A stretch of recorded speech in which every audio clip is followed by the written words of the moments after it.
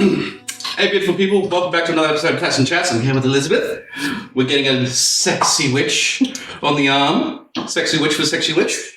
And we've just been having a very interesting conversation about learning how to choke. One thing I didn't think I was going to be learning today. Cut off the blood, not the oxygen. That's what I learned. Yeah. Oh, you gotta love kinks. There's so many different types. Like, I actually spoke to a client not long ago who said that she was with a guy who liked being burned. Like, he liked having, like, cigarette burns. And I'm like, how can that be fun? Like, that just sounds happen. You can do, like, wax flame. Okay, oh, is that like a burning candle? Wax. I've heard of that one. Yeah, I've heard of that one before.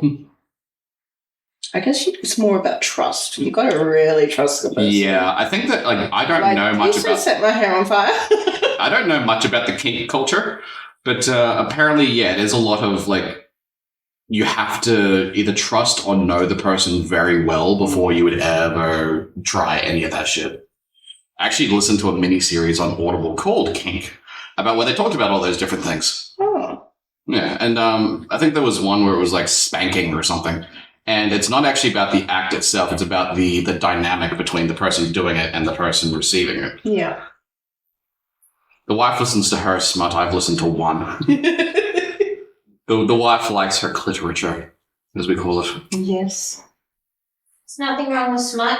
No, she doesn't watch porn. She reads it like a lady. Correct. Exactly. We're a lady. Yes. Ladies read their porn. Mm.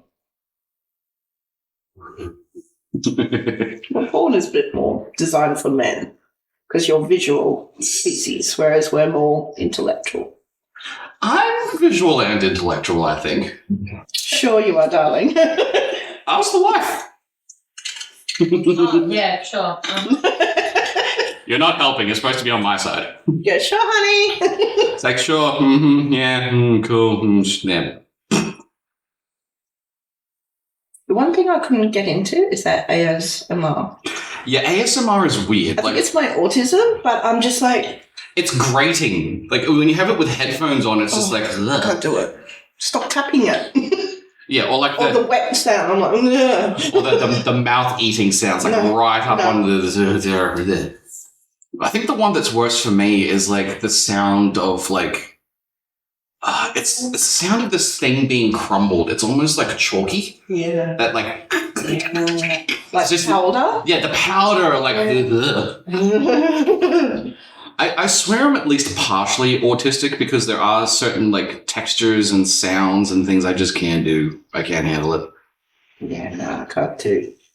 Especially people eating with their mouth open. I'm like, I'm going to stab you with my fork. See, I watch a competitive eater on YouTube, but you very rarely actually hear him. There's a lot of sped up stuff. It's more a matter of like him being able to do it within a time limit or something. So it keeps it entertaining that way. But like if the mic was like right next to his face, couldn't do it. Because I've actually, out of curiosity, I did watch an ASMR eating video just to see like what the freaking hype was about. And it's just like, can't do it. It was grody. Or the ones where they whisper into the microphone. Oh, yeah, no, I can't do it. Yeah, it's like, it's supposed to be sexy, but it's just creepy. If I watch porn, I'm turning off them. I can't do this. Like, this bitch can't act. Oh, especially the fake. Or when they stare. Oh. And I'm like, dude, you're sucking a dick. You're not even being touched. One of my favorite things for that was in Game of Thrones when Littlefinger is in the brothel and he's training a new prostitute and she's making all those sounds and he's just like, no, no, no.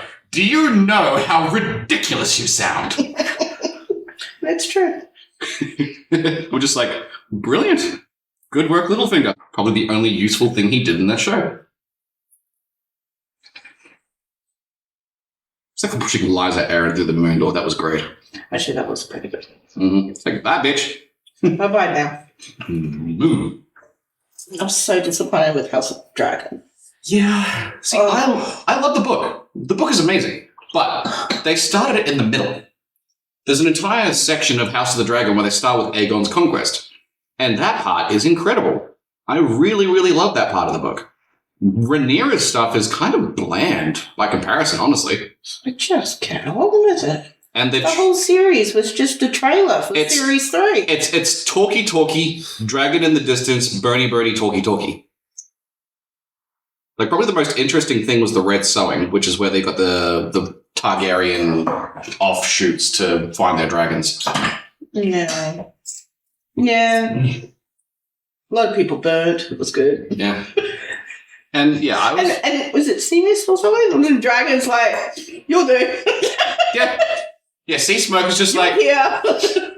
I don't even think he had... No, it's a tie. Let's play with you. Like, he doesn't even have Targaryen blood. He's part of Old Valyria, yes, but he doesn't have any Targaryen in him. I think the dragon just wanted to play. Yeah. It's like, you remind me of my daddy. Yeah, like, I wanted to like House of the Dragon. I really did, because I love the Game of Thrones series. I love the Game of Thrones books. We don't talk about season 8. That's neither here nor there. George R. R. Martin had nothing to do with that. He openly said that, like, I would not have written it that way. I would not have directed it that way. You fools. Oh, winter is coming. Turn out there's nothing. Yeah, winter is dark. Winter is invisible. It's just, we can't afford the sci-fi. Yeah, we can't and the afford... special effects. And we can't... So we're just going to turn the light out. And we can't afford a guy to come in and get the fucking Starbucks cup from fucking Sansa's table. Senses. And they had a water... Like we didn't even edit that out. Like, no. Like, you're telling me that the millions and millions of dollars you pay people for editing, no one picked up on that. And literally, within the first 30 minutes of the episode being out, it was all Everybody over Facebook. noticed. It's like, plot hole. I'm taken out of the whole world. It's not real. Westeros is fake. And there was another one with the end where Samwell Tarly was sitting at the council when they were deciding that fucking Bran should be the king. Yeah. He had a water bottle under his chair. That's right. I forgot about the water bottle. There were so many plot inconsistencies. Do you know what the worst one was? What?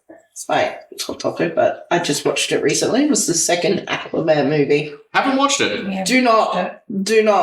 Don't they have Amber Heard in there for like 8 minutes? She's in it a lot. Oh, she is. I thought she got her. Heard. Oh. And the whole movie is Garbage. like as if the local high school arts department. Oh, they gave it to some film students. Yeah, and they were in charge, and with the budget that high schools run on. Yeah. See, I'm amazed with things that have these sorts of, like, they start off great. Like, Aquaman 1 was all right. I don't mind Jason Momoa. He's a good actor. It was a little bit forced, but... I just watched it for the perviness. Oh, yeah, you were perving on him something hard. It's like when I But watched... in the second one, I thought that would get me through. No, It's like, I lost interest. when I watched The Witcher, everybody loves the cavalry. Everybody loves the cavalry. Oh, yeah. But I like the Witcher series anyway. But what was I talking about? Oh, yeah. When they have really high budget things like that with The Walking Dead. The Walking Dead was one of the highest grossing series. The same with... It was actually on par with Game of Thrones for a long time. And it was amazing in the first few series. But what happened? Seriously. They were doing so well. And I've seen snippets of some of the later series of The Walking Dead, or like Dead City, or the one with Michonne and Rick, or that sort of stuff. The walkers look so fake. Yeah. Like that first episode. It's getting me. And lately, it's with everything. Everything looks fake. The CGI has just gone backwards. Like the second Pirates of the Caribbean movie. Davy Jones looked like a fucking real octopus. The tentacles, the way The way they moved, the way they undulated, the way that was like in 2004. Yeah. 2005, something like that. Like, we've gone so far backwards, people. The very first episode of Walking Dead, that walker, well, the crawler, I should say, on the ground. Yeah. Jesus, what the hell? That looked real. That looked amazing. But no, we are focusing on star power and not actual story. And considering there was a writer's strike for so long, you think they would come back with something good. come back with some good shit, yeah, that's what I would think. And it's normal. One of the saddest ones I ever saw where they got a really, really good cast and had decent source material, like the Aragon book. Aragon as a story, amazing. Unfortunately... Lord of the Rings, Aragon? No, Aragon, not Aragon. Oh, the dragon one. Yeah, the dragon one with Saphira. So, that director, that was his first film. He had never had I like that film, actually. It wasn't bad, but it wasn't done properly. And he got really, really good actors in. He got Jeremy Irons, he got John Malkovich, got some really, really high-hitting actors, but just flubbed it on the story. And he never made another film after that. That was his only film he ever did. Which sucks, because the Aragon story and the Aragon book series is actually quite good. So I reckon they should stop making remakes or live actions of good films. And fix the dodgy ones. Fix the dodgy ones. Yeah, go back and take films that didn't quite hit the mark or were before their time or didn't quite get given the attention they needed. Make those. Stop remaking Disney films. Stop doing live action animes. Like, things are classics for a reason. Like, I think the Snow White trailer... Oh, do not get me started. ...is one of the most disliked videos on YouTube. It has more dislikes than Baby by Justin Bieber. Do not get me started. I get angry. Give the people what they want. Let the hate flow through you. Do it. Okay, we were talking about this before. Cultural diversity does not mean putting every culture in every film. No. That is pandering. That is not inclusiveness. That is... You're gonna piss people off. Good. I want to piss people off. I want people to discuss this. Because... This needs to change. Yeah, like, if you want to have, say, a Samoan film, have a Samoan director, have a Samoan cast, have a Samoan story writer, give the culture the respect they deserve. Yeah. Don't whitewash, blackwash, Mexican wash, whatever. Don't change the race of a character just to keep people happy. Like in Snow White. Yeah. It's a German story. It is. It's called Snow White because her skin is white as snow. as snow. Hair is black as ebony. So let's make her Hispanic. Yeah. Hair is black as ebony, lips as red as the rose, skin as white as snow. And it's Snow White and the Seven Do we really want to piss the Germans off? Or do we not learn? The fact that they've taken the name dwarf away is excluding that entire section of people. Dwarves are people too. They deserve to have the representation. Yeah, I think they're called magical creatures or something. But yeah, like there needs to be this thing where cultural inclusiveness should not feel forced. It should be natural. Yeah, but by including the Hispanic community, we've now just... They wouldn't have even been in Germany Germans. in that era. So what? Germans aren't allowed to have a culture anymore? No. Most of the They story... don't have a lot of good stuff, okay? We need to help them. Honestly, keep their good stuff. Germany is where we get most of our storytelling from. Yeah. The Brothers Grimm tales. They're good. Exactly. I want to go to the Black Forest. I want to go to Germany. I want to see the culture because most of the interesting... Really good art, actually. Yeah. Really good. Come on, Oktoberfest. Got to get the Drindels and the Lederhosens. Yeah, good old leather trousers. Oh, yeah. That's a kick. Got to get some suspenders, yeah? I wear suspenders myself, see? Oh my god, it really does. It's so much more comfortable than a belt because I'm a bit chonky. When I lean over, the belt buckle cuts into my stomach. Yeah. So this thing here gets rid of that. I just watched that guy that cuts wood. Oh, lumberjack. And with Thor Bradley, I think he's him, and he's got his suspenders on. And the way he snaps out, I'm like, oh. It's like, ooh, do it again. Do it again. Do it. Especially when he cuts the wood in just one chop. It's like, oh. Split me like a log Oh, it's fun. And that's why porn is not made for women. No. Because that's what we want. Yeah, you want Do something manly. Yeah. Like, open this jar. Twist. Change that light bulb. Screw it in. Put these drawers together. Without Make me an IKEA table. exactly. It's the only time when I wish I had a man is when I when you need things built. See, I can put basic things together, but I'm not a manly man. I draw pictures for a living, and I make funny voices. I would rather pay people to do those tasks because no. It's like I hate mowing the lawn. That's why we got friggin' fake grass put out our backyard because we had like a strip of grass like 10 meters long, and I'm just like, I ain't mowing that. So fuck this shit, put fake grass. But I think that's okay though. Like, you need to know what you're good at. I'm not good at the manly find things. what you're good at and then do good at it. Yes, and pay people to do the things you're not good at. We'll throw some money at the problem and make it go away. Exactly. Earn the money so that you don't have to do the task yourself. Work hard so you don't have to work harder later. My motto: work smarter, not harder. And honestly, if I tried to do things to try and prove I'm a manly man, I'd probably have to pay someone to come in and fix it. And it'll cost more. Exactly. Because So you've got to fix them as you instead of doing it wrong the first time to try and prove a point, just get it done properly. It's like all these people getting home job tattoos because their friend bought a kit off eBay or freaking Wish or Amazon or for God forbid Temu. A Temu tattoo machine. God. That'll be... The atrocities and the infections that would come out of that, my God. You're probably injecting yourself with spyware.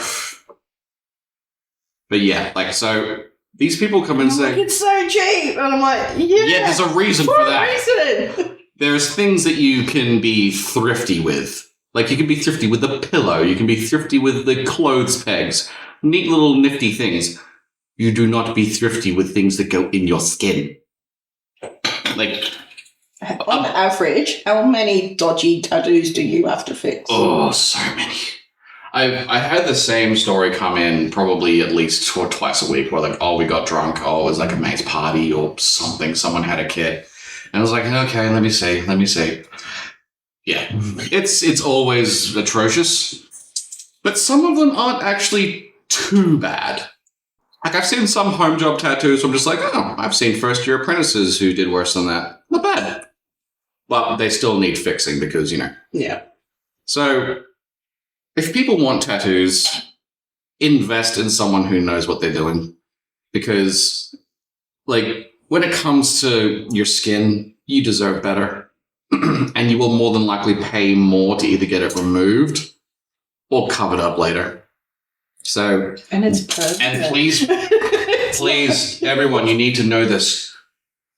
You cannot get tattooed under the age of 18. I don't care how much parental consent you have. I don't care what anyone says. I'm not tattooing you. Stop it. Yeah, because the teenage brain makes great decisions. Oh, fantastic. I had this one chick back at this old shop I used to work at. Oh, Mike decided to run away. Ghosts again. Yeah, fucking ghosts. Yeah, so we had this one chick. She came in, I think she was maybe 16, 17 maybe. She asked me to do a tattoo on her finger. And I said no, because she was underage. And she said, oh, I'll just go get my uncle to do it then. I was like, She comes back a week later saying, my uncle did this tattoo for me and it's kind of fucked up. Can you fix it? I'm just like... Get your uncle to fix it. Did you not listen? I'm still not tattooing you under the age of 18, regardless if you have a shitty tattoo or not. You just have to live with that for longer until you turn 18. And then sure, I'll fix it for you. And you can give me more money than it was worth if you just waited and come to me in the first place. I'm not spiteful at all. I just don't like seeing people make poor decisions. Teenagers are buying those dodgy kits off Temu. So many. Like, you can see how many people have upvoted or fucking liked a certain thing. So if you go on like a Temu tattoo kit, there's probably like 5,000 reviews or something. It's like, that's 5,000 bad decisions. And probably more because not everyone's going to want to admit they made a bad decision. Yeah, those are just the ones that... Those are just the ones that, like, openly had enough of a bad decision made that they're just like, I'm going to write a review about this. Like, when I was practicing how to do tattooing, I didn't tattoo anyone. I bought pigskin, I bought fruits, I bought vegetables. I did it all on the table. My mum actually has, in my mum's freezer right now, is one of my very first tattoos I ever did. It was a little blue koi fish on a piece of pigskin. It took me like 5 hours. My God, it stunk. Because after like an hour, it starts to go. It's a bit warm, doesn't it? And crusty around the edges. So yuck. But practice. And I would much rather practice on a smelly piece of pigskin than on a friend. Because pigskin can be thrown away. Pigskin is, yeah. Your friend has to live with that shit. Even if they get it covered up, they're still going to have it under there. It's like that dude. During lockdown or something, there was this dude who bought a tattoo kit online, and he tattooed himself every single day that he was in lockdown. Yeah, I've seen them. And he didn't get better. They were all terrible. Like, dude, after like 100, you think you'd know how to pull a clean line. You would watch a YouTube video or two, something. But no. Like, that is a lot of cover-ups you're going to need. That's a lot of laser sessions you're going to have done. That's a lot of scar tissue you're going to have to just live with. Like, buy yourself some freaking latex. Buy yourself some freaking tangellos, freaking watermelons, whatever. Tattoo them. And then once you're confident enough with the needle, you can tattoo yourself. I just don't like seeing people make bad decisions when they don't have to. Like, people learn from their mistakes, but other people have made these mistakes before. Learn from them. They don't learn. Learn from others' mistakes so you don't make the same ones. Please. Is there like an apprenticeship or something to be a tattooist? Technically, yes. There are different types of apprenticeships. Like, I've heard of ones in the States where they actually pay to become apprentices, and that can last anywhere from 2 years to 5 years. The apprentice system is really weird because it's more a matter of you just have to find a place that's willing to have you. Because the first place I worked at, I didn't have a traditional apprenticeship by any means. I was the shop dish. I was the one who got the coffees. I was the one who broke down, set up, yada, yada, yada, made their lives easier. You did the cleaning. Yeah. I was basically the one who had to do the things no one else wanted to do. And that's normal. That's how things start. That's called paying your dues. And also, you would have been watching and learning from Yes, exactly. But what I did was, when I first applied for my apprenticeship, I had already spent maybe a year or two doing my own research. So I watched videos of people who've been tattooing for 20 years. I watched like time lapses. I watched old videos from like the 1990s about how the original tattooing was done, like making your own needles and all these sorts of things. So making your own needles? Yeah, you had to use a jig and solder needles together in the morning before work started, and you had to sterilize them. So you had to get like sewing needles, essentially. Yeah. And then you had to solder them together on a bracket, on a large thing here. So it had a little eye loop at the end, which attached to the end of the machine, which fed the needle back and forth.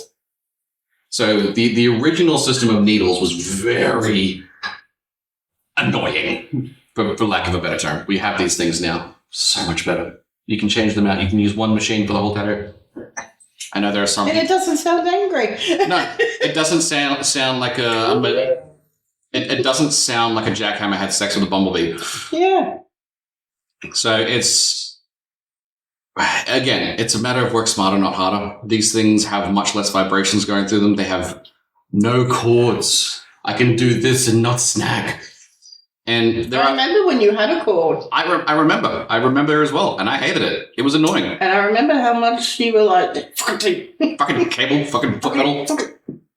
Yeah, there is a reason why a lot of old tattoo artists are very grouchy. Because not only do they have very sore hands from holding a brick for years and years and years, they had to deal with a vibrating brick too. Yeah, it was a very rumbly brick. They had to deal with all that bullshit, and I don't blame them for getting cranky because I've seen their hands. They look like freaking messed up claws. So we have the technology now. We've developed. Sweet.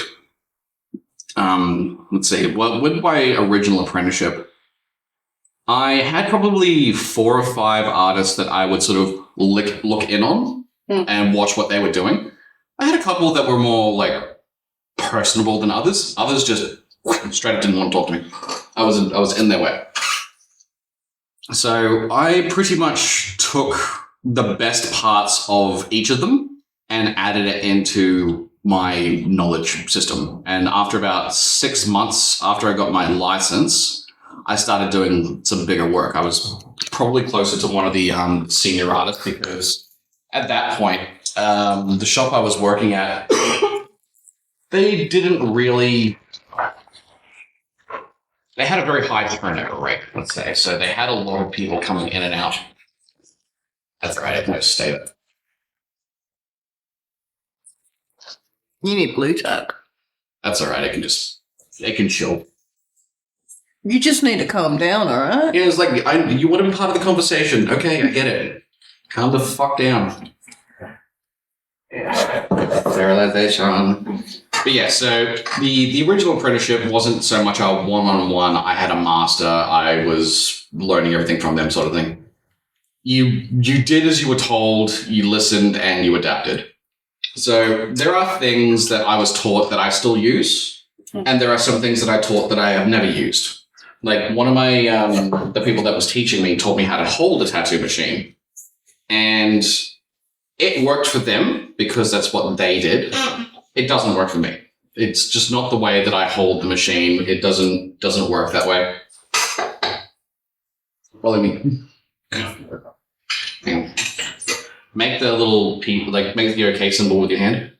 There you go. That's focusing on you. Why? Because you did the OK thing. Look at her. The pressure. It's all right. It's a wide angle anyway, so it doesn't matter. So, so the way I hold my machine is like this. 2 fingers here, so I can't go too deep. I was told to hold it like this. Pen. Like an actual pen, but it just doesn't work for me. And that's the thing. Like, just because I do things differently doesn't make them wrong. You can do things different to other people and still do them well. Just because they're not the traditional way to do it doesn't make it wrong. It's a beautiful thing about this world. We're allowed to have differences of opinion. We're allowed to have different techniques. That's what makes us individuals. If the job gets done and it gets done well, who cares? The internet cares. The internet will tell you that you are wrong. Oh, the comment sections. You've got to love the comment sections. Sometimes I'll see something and just read the comments. That's what people do. Because that's so funny. Like, if you see a post, it looks kind of funny, but then you see it's got 900 comments. You're just like, right. Ooh, let's see. Like, I did one of these little snippet videos not long ago about the difference between black and white. Very safe subject, you think? No. Well, is that a safe subject? No, the colours, black and white, in the visible spectrum. First of all, they're a shade. So what I said was that... White is all colour and black is absence of colour. I'm an artist. I know these. See? It's not just me. It's true. We're artists. We understand. The comment section did not understand. White is all colors in the spectrum. Yes. Black is the absence of light source that makes the... White light is every color in the spectrum. Rainbow.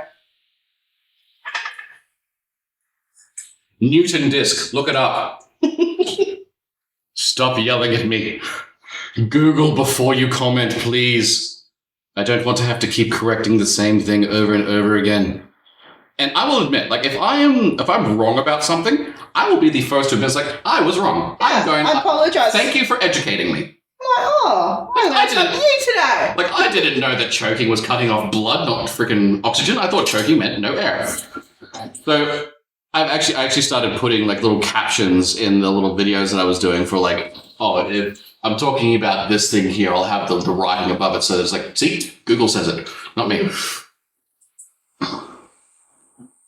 Because I want to learn. I want to develop. I want to educate as well as be educated. Yeah.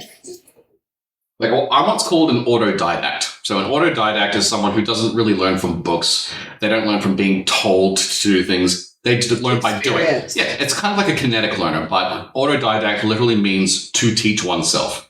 So if there's something that I want to do, I'm a learner. So when I say that I'm self-taught with tattooing, no, that's not entirely true. I didn't learn all by myself. I did have people who helped me along the way, but I developed who I am. Error. Yeah, I developed who I am by myself. I developed who the art style is by myself. Obviously, the wife helped with the personality traits. I helped with the artistic traits. We made a beautiful couple.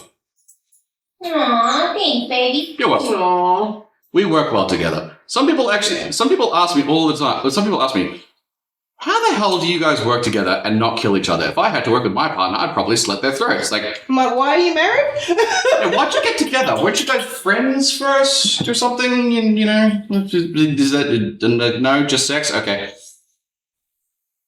Like, we as a couple work so well because we play off of each other's strengths and weaknesses. Yeah. We help each other out when it comes to things that we're both good at and we're not so good at. Like, I was very bad at social interaction. I could not look people in the eye. I couldn't have this conversation 10 years ago. Exactly. How autistic do you think you are? At least 80%. Yeah, I think you're much higher. Like, you are just I'm a autistic. high functioning autistic. I'm pretty sure I'm just undiagnosed. Yeah. And this is the thing. Autism doesn't mean you're disabled. No. It means you're just good at some things, not good at others. So basically, it's called being a fucking human. My nephew, 7 years old, autistic, wasn't verbal till about a couple of years ago. Amazing kid. His development over the last few years has been phenomenal. And it's all just because the way that he was shown how to do things was different. Yeah. And the way that he expresses things is different. Awesome little boy. I'm autistic. We've all got a touch of the tism. We've all got a touch of the aughts. So, yeah, the judging people for autism is stupid. I just hate the fact that you're either one way or the other. So you're either mentally a stable. mass, brilliant person, great English there, or you're emotionally Stunted. retarded. Mm. And it's like, no, actually, And that's we're on the spectrum. We're just another thing. Like, the word retard. Like, trigger warning for people who don't like that word. But the word retard literally means the lack of something. yeah. It's not a derogatory term. It's a French word. Retard means off. Like the lack of, to turn off or something. So something is switched off. It's not meant to be a derogatory word. It's literally just mean like they are lacking in something that most people have. And it's... I don't like when people judge others for a slight difference in like, oh, my brain doesn't work that way, therefore you're wrong. No.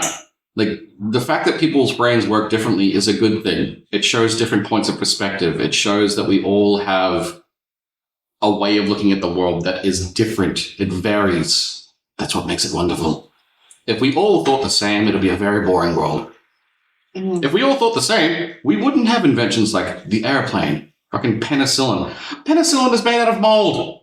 Who'd have thunk? But it works because someone was crazy enough to say, oh, I think this works, therefore I'm going to test it.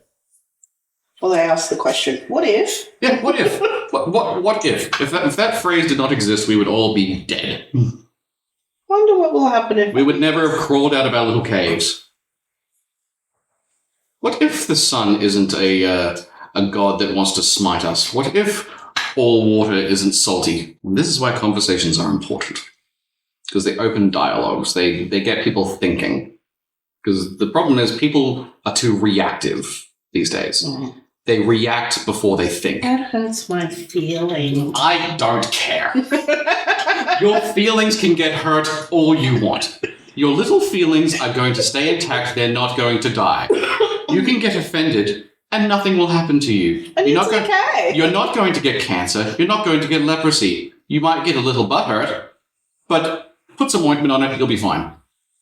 But just outwardly reacting to something without thinking about it and saying that someone is inherently wrong or they're the devil or they're a Nazi or something like that. expensive. That offends me, and I'm going to get you cancelled. Like, If I'm watching something and I don't like it, I turn it off.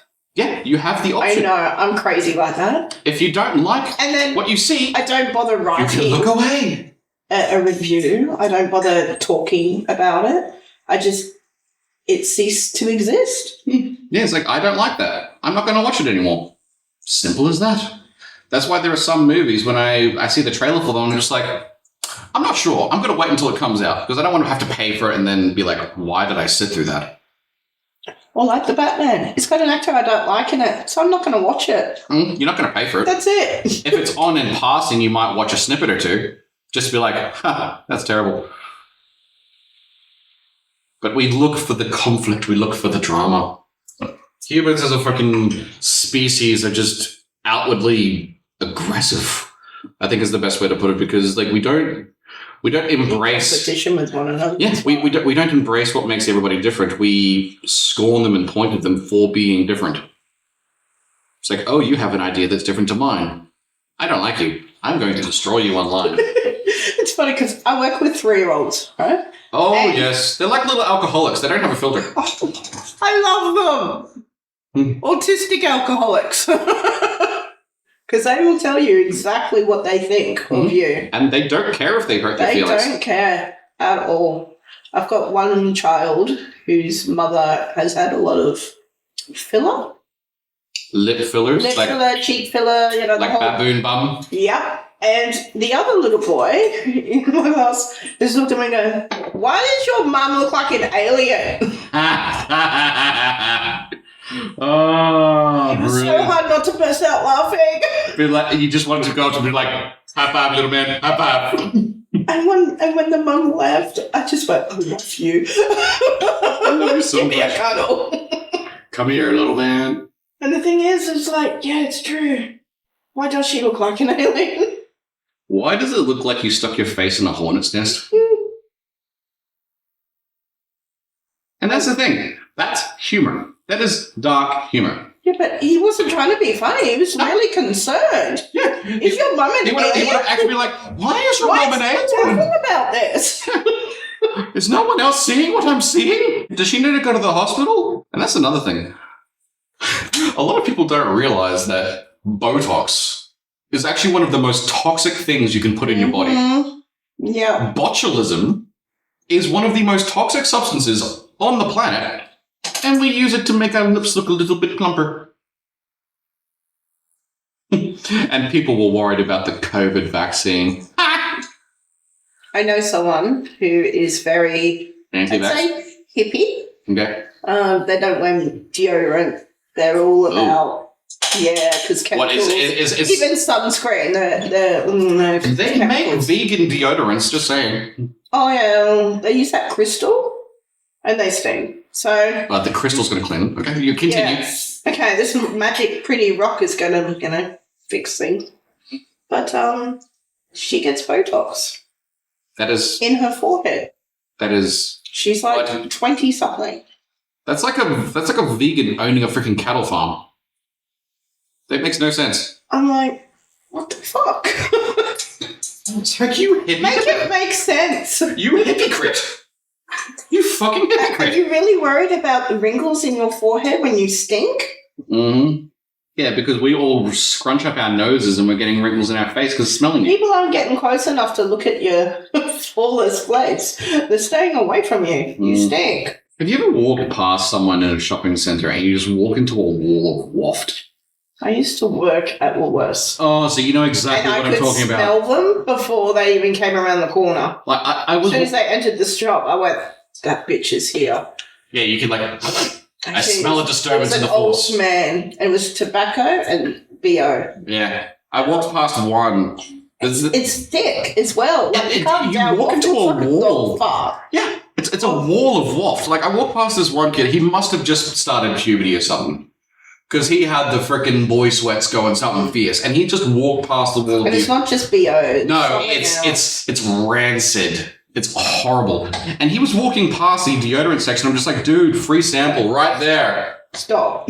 Stop and douse up, please, for all of our sakes. Because I almost killed over. I walked into it and I'm just like, oh, fuck.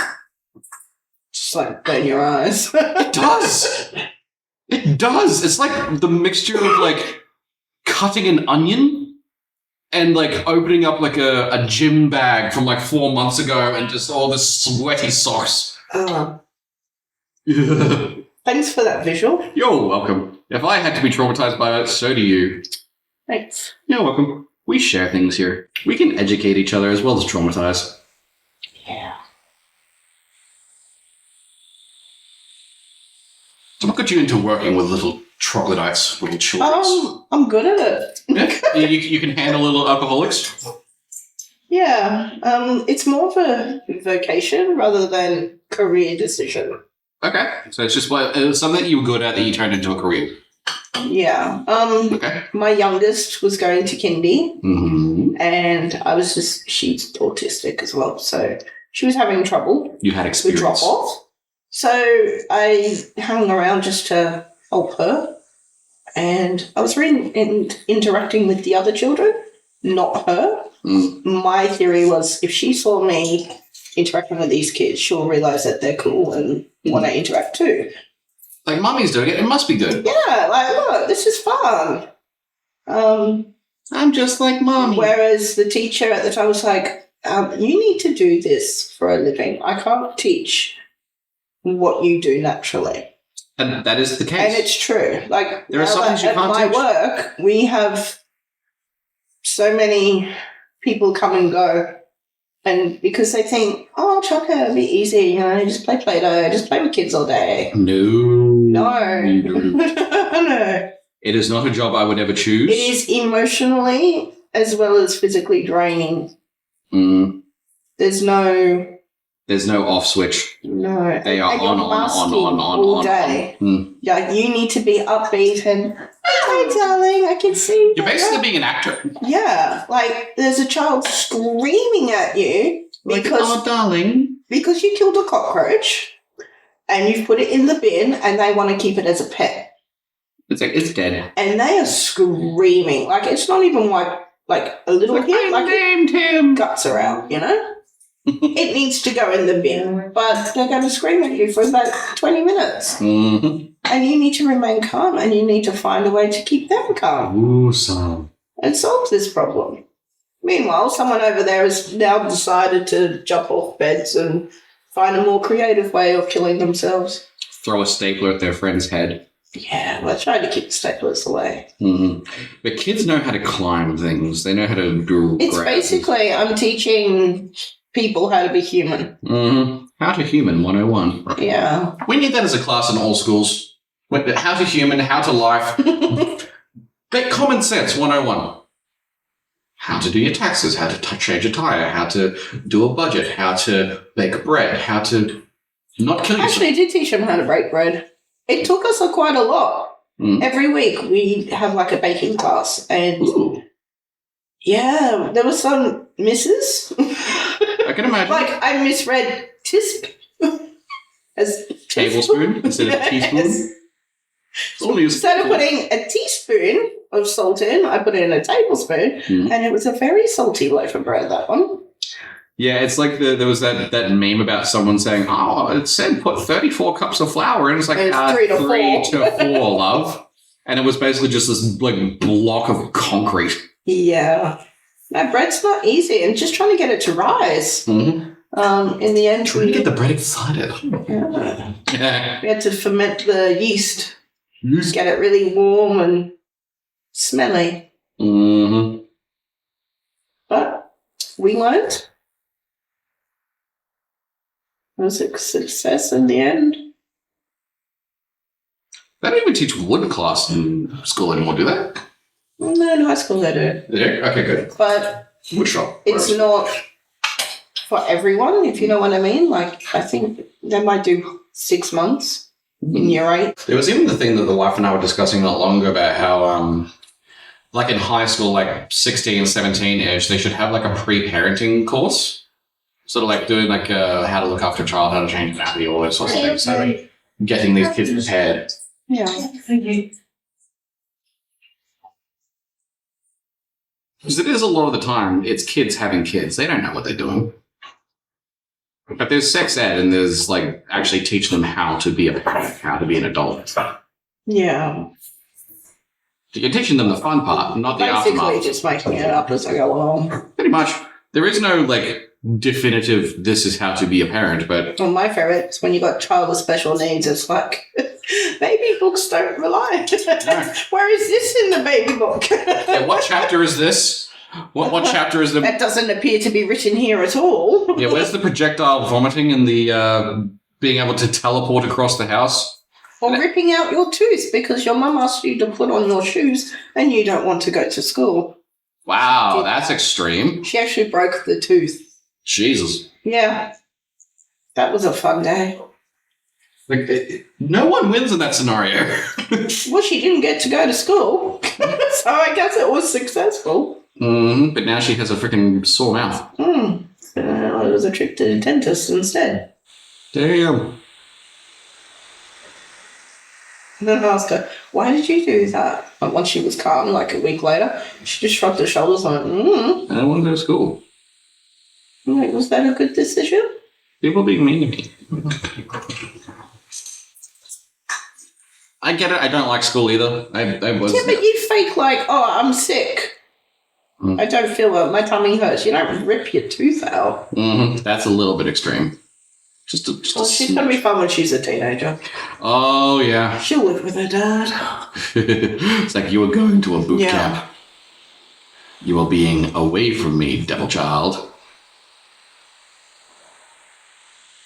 It's actually the main reason my brother said he never wants kids because he knows he'll get a girl. And she will be the devil's spawn. Yeah, well, this one is a mini-me.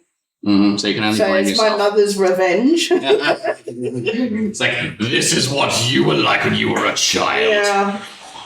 It's not so fun now, is it? No, not at all. I'm pretty good at dealing with other people's kids because I know that I can hand them back. Yeah. That's the best part of my day. I don't know how I'm going to go if we have our own. I'm scared. Because when I hold a baby, it's like this. It's like, what do I do with it? Yes, this is lovely. This is a thing. Take it. Like, here. I don't want to drop it. Like the wife left me alone with my my 3 goddaughters while she was having a smoke with her friend, and I'm just like, this is weird. It's like, hello, little people. Hello, tiny humans. Come around here often? How about this weather we are having?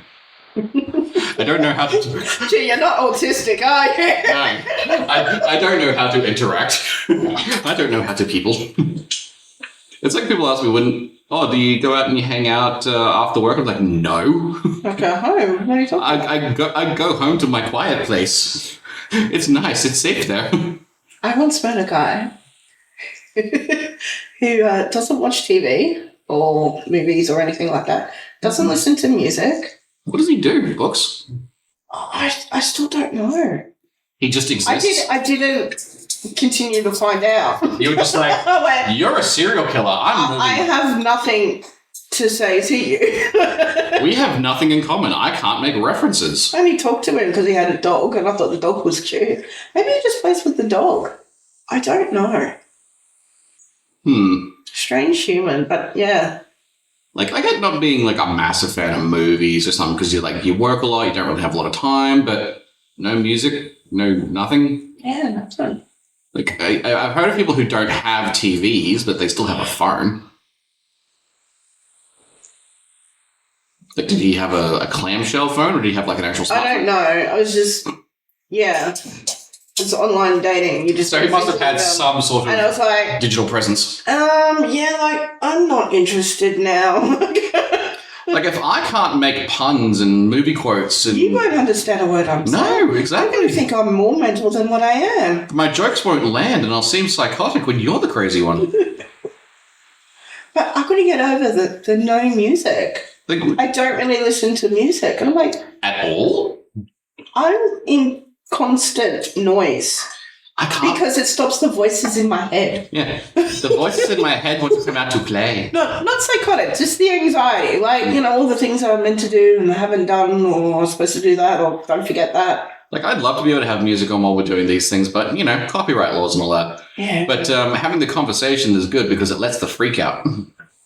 Yeah. It's getting it back in, it's hard. Mm-hmm. Yeah, letting the freak out of its cage. You have to keep it on its leash, otherwise it frightens people. It frightens people. Let the gimp out of the cage. Well, he's tattooing a witch. Exactly. On a witch. Which witch is which, though? It's okay. I'm a good witch. Mm-hmm. Are you a good witch or a bad witch? I'm not a witch at all. She looks pretty. She is a bit pretty. She's a bit sexy. I know, that's my favorite part. People hate the wipe down. I'm like, guys, it's relaxing, but then it stings more. It does have a bit of a sting. It does have a little bit of a burn, I'm not going to lie. But it's cold. It's cooling. It's soothing. It's lovely. And now it hurts. Yeah, it's the afterburn. It's like eating spicy food. It's like, this is tasty. Oh, this is hot. Oh, this is really hot. And then it burns on its way out. Yeah. To remind you. It's like, look at what you did. That decision you made. Yeah. Got to put the toilet paper in the fridge. I didn't think of that. That's a great idea. You're welcome. Stick it in the freezer. Yeah. Be even colder. Yeah. Or like baby wipes. They're generally colder anyway. Can't flush them though.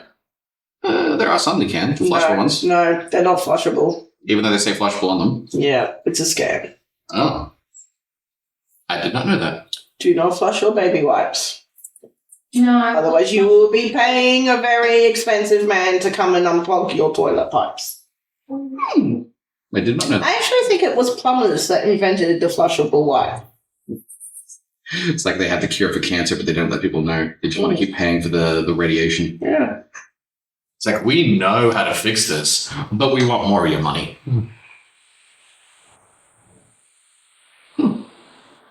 I learned another thing. There you go. I like learning things. Doesn't matter what it is. It could be the most random, useless fact that I will probably never use, but I still want to know it. Because it can be an awesome conversation starter later. Like, oh, don't flush those baby wipes. I had a witch tell me. True. You'll get frogs. We get frogs anyway. I know. We literally have green tree frogs climbing out of our toilets. Just like, what the hell? That's awesome. I know, right? Yeah, because we back up onto like a nature reserve, and just all of a sudden, we just had a few green tree frogs just climbing out of our toilets. They can be a bit noisy, but you just come and say, hey. Just chilling in the dunny, and we swear it's the same frog. Because every time I'd pick him up and be like, okay, out you go, little man. The next day or a couple hours later, I'd be like, hi, this is my house now. Are you on this? This is mine. This is my pipe. I like my pipe. I've got a green tree frog at home. Called Jacoby.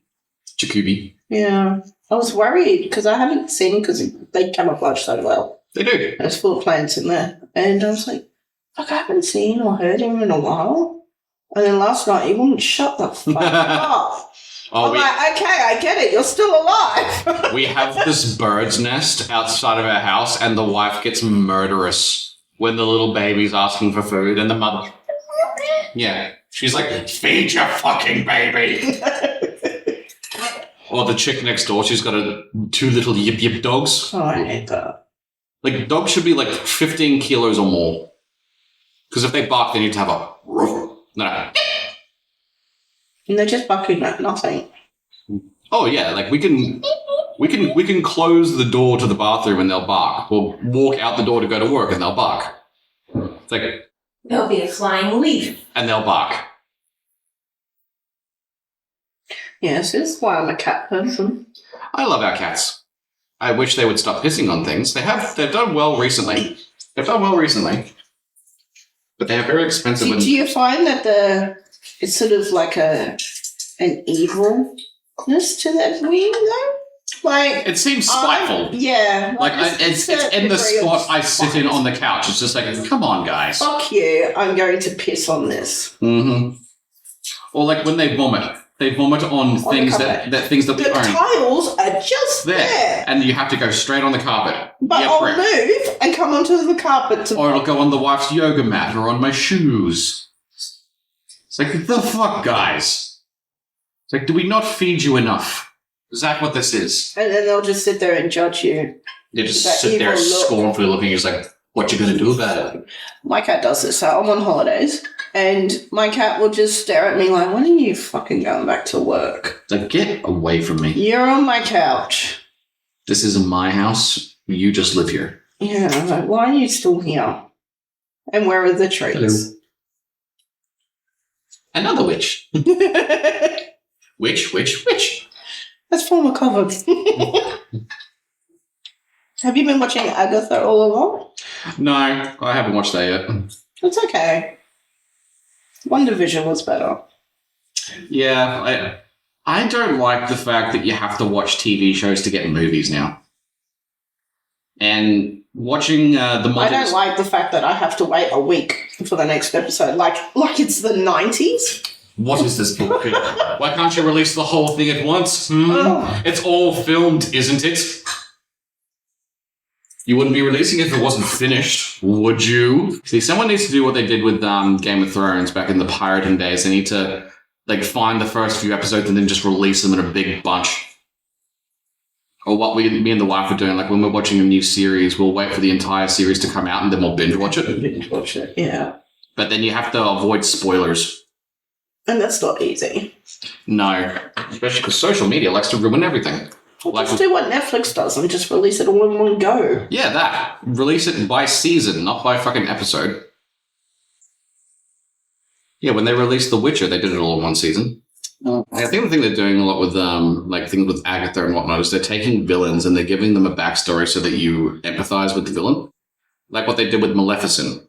I love Maleficent. Do not come for Maleficent. Oh, I'm not. I'm saying Maleficent was really well done. I think that what they're going to do is they're going to do the same thing with Ursula. With, Little Mermaid, they're going to make a backstory for her. Oh, God. Hopefully they won't fuck it up like they did with The Little Mermaid. Yeah, that was weird. That's another one I refuse to watch. My favorite part of that movie was Scuttle. Oh, the seagull. Yeah. You know the movie Raya the Last Dragon? I know of it. I haven't seen it. There's this Asian chick. She's very, very funny. She's been in all these comedy films. She was in the second Jumanji movie where she was Ling Fleetfoot. Yeah. I know. She plays Scuttle. Oh, really? Yeah. She is the best part of that movie.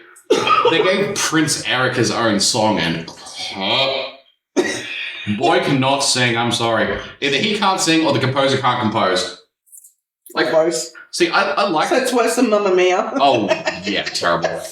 See, I liked the thing they were going for with all of the 7 daughters being the 7 seas and Ariel's the Caribbean Sea. That's why she's darker skinned. That made sense to me.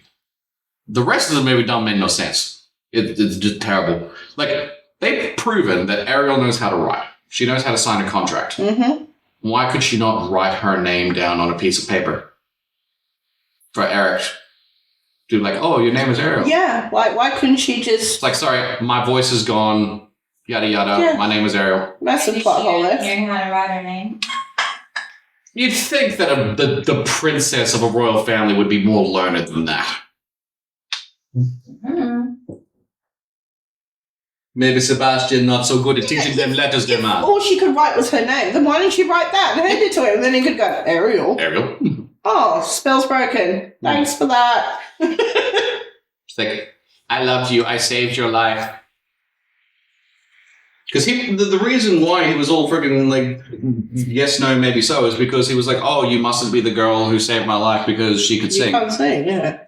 That The voice that he remembered. Yeah. At least he remembered the voice, unlike Prince Charming and Cinderella. Mm-hmm. Oh, I don't know. I can't remember what she looked like. She fits this shoe.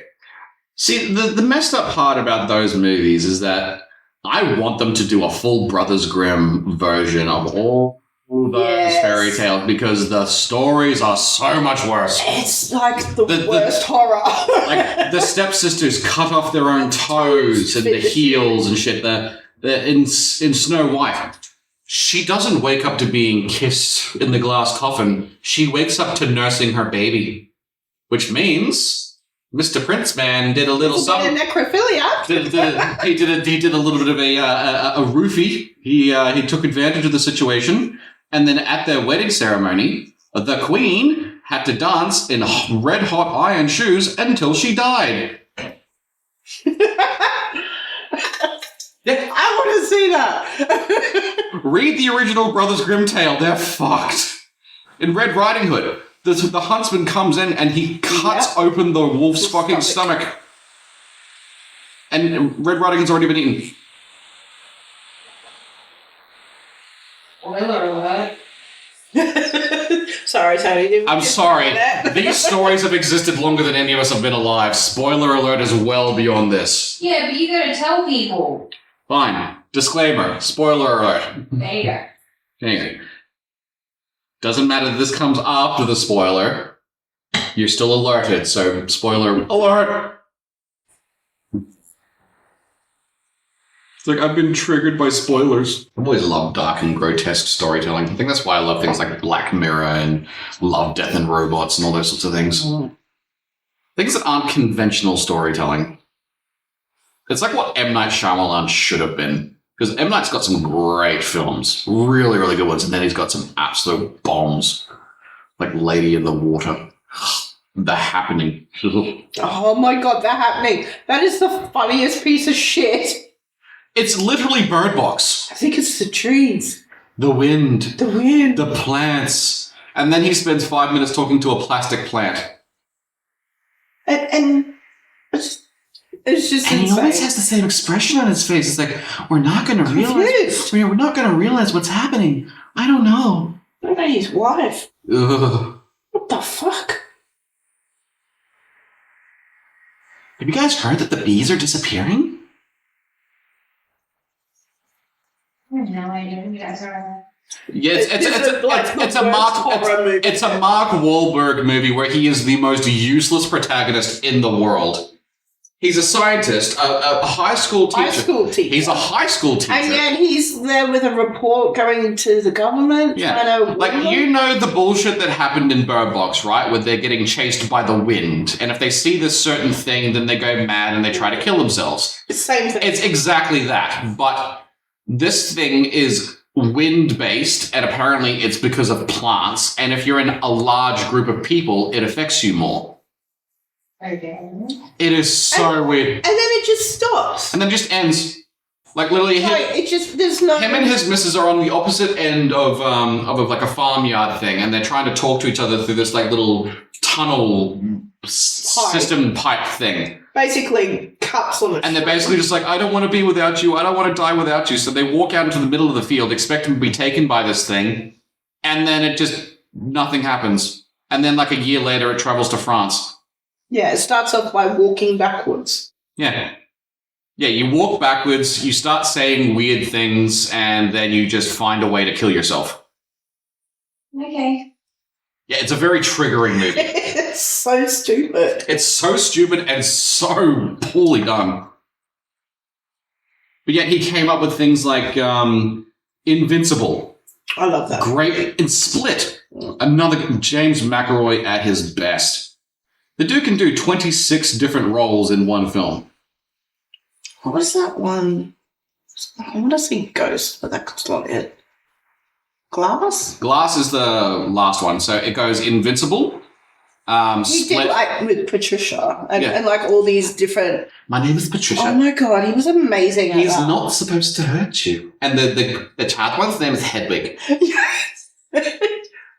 Because you guys are impure and you haven't been punished. You just watch it just for that. And then the Beast. The impure are the untouched. Dude can literally survive a shotgun blast because he believes he can. Gets shot in the chest with a shotgun, doesn't die because his muscles are too bulky. But that last movie, Glass, was a bit much. Like, all three of them together just felt really weird. Whereas Invincible was awesome. That it really was. Yeah, the fact that Bruce Willis was basically just like this dude who could not be hurt, survived a train wreck without a scratch on him. Just gets up and walks. Yeah, just gets up and walks away. Some of the best cinematography as well. Like that scene where he's sitting in the hospital and they're just checking up on him, and the dude in front of him is like blurred out with the thing over his face, and then you just start to see the blood. Just ooze out. Yeah. That's cinematography. That's cinematic storytelling. I love it. It didn't look like it was made by the local high school arts department. Mm-hmm. And I like when things are subtle. I like when you can notice a thing in a scene without it being openly just shoved down your throat. It's like, this is happening. Look at this thing. This is going to be important later. Like, there is the Chekhov's thing where it's like, that movie, Unhinged. Russell Crowe movie where he drives around and just torments this poor chick. Again, spoiler alert. There's a scene in the beginning where she has these like candy cane shaped fucking scissor things, and they linger on it for a good like 4 or 5 seconds. She's like, this is going to be important later. Look out for these. I know, cinematic storytelling, whatever. I just don't like it when they're too obvious about it. That movie was fucked. I haven't seen it. Okay, do you want me to spoil it for you? Yeah, probably not. Okay, sure. So the movie starts off with Russell Crowe sitting in his car. He's obviously very distressed. He's found out that his wife is cheating on him. So he finds that his wife is cheating on him, and he confronts the two of them in the act. Kills both of them, sets his house on fire, becomes unhinged. End of the movie.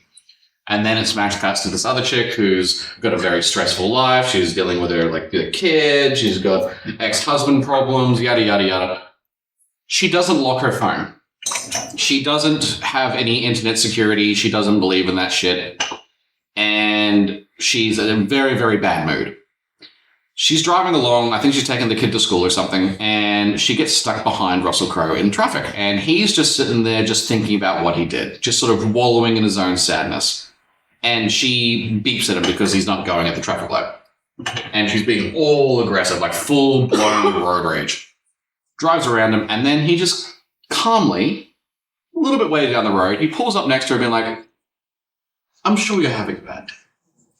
I'm sure that you've got some things going on right now that are not very conducive to a happy life. But next time, try giving a courtesy honk, just a do-do, instead of a just basically saying, like, try and be a little nicer next time. And she's like, fuck you, asshole. And then one's out the window is like, and he's just like, fuck me. Fuck me. I'm going to fuck up your whole life. And he does. And he proceeds to torment this chick with his big-ass American-style truck.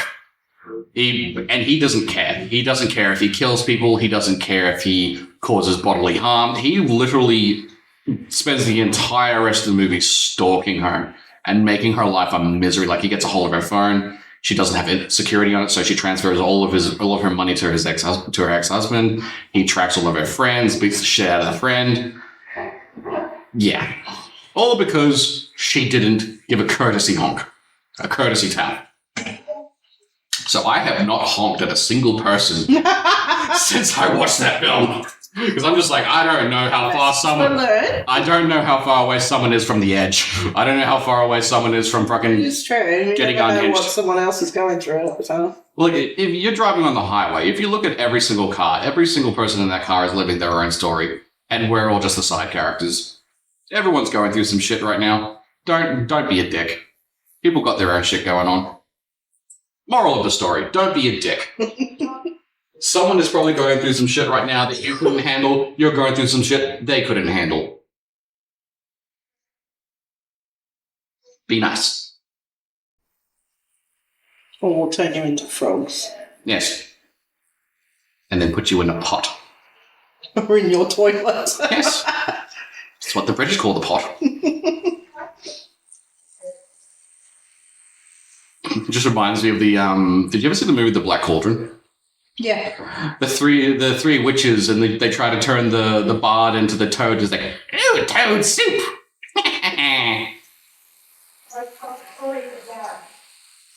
That was probably one of the most underrated films.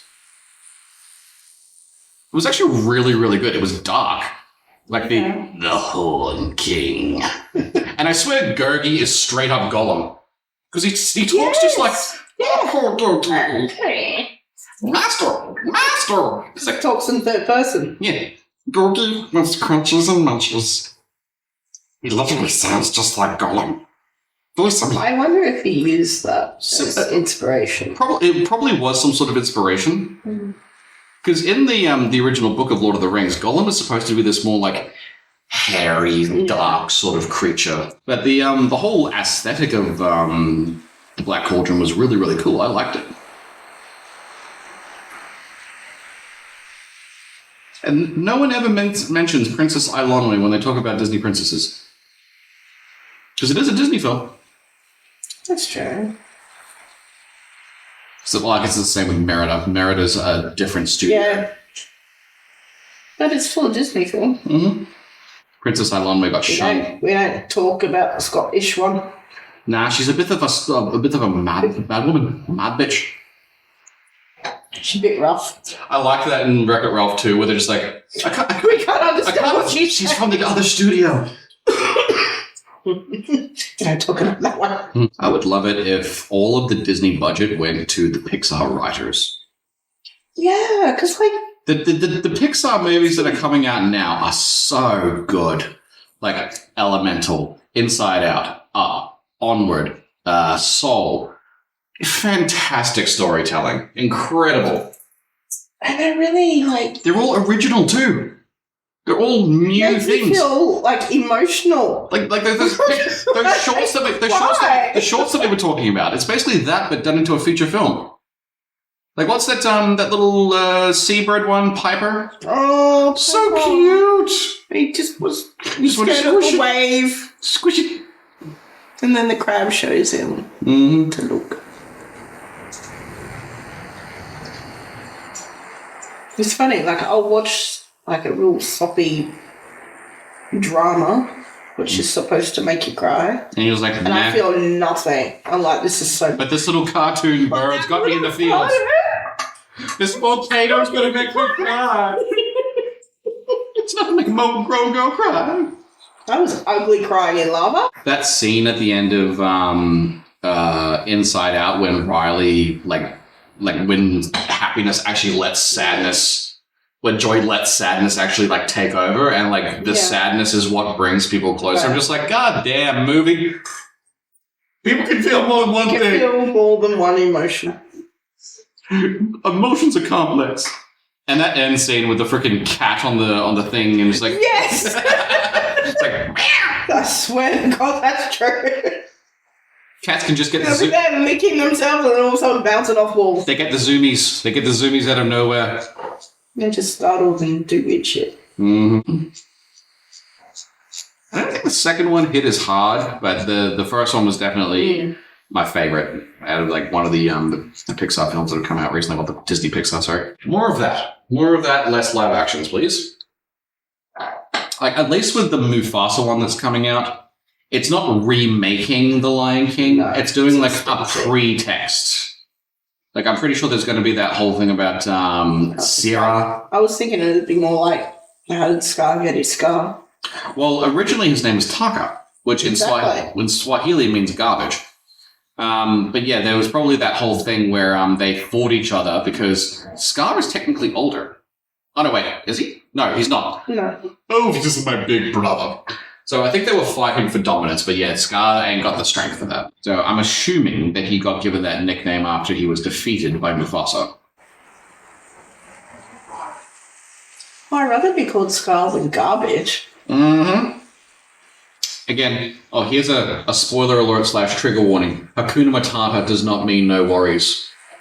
What does it mean? Hakuna Wasi Wasi is Swahili for no worries. So what is it? I don't know what Matata means. I didn't look that far into it, but I know that it doesn't mean no worries. They got it wrong. They probably did it so that it was more catchy. I was going to say, yeah, it's probably more catchy. It's like, Hakuna Wazi Wazi.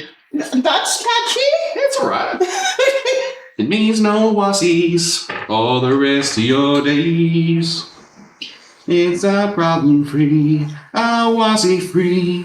Hakuna Wazi Wazi. That could work. You got hit that. Yeah, that could still work.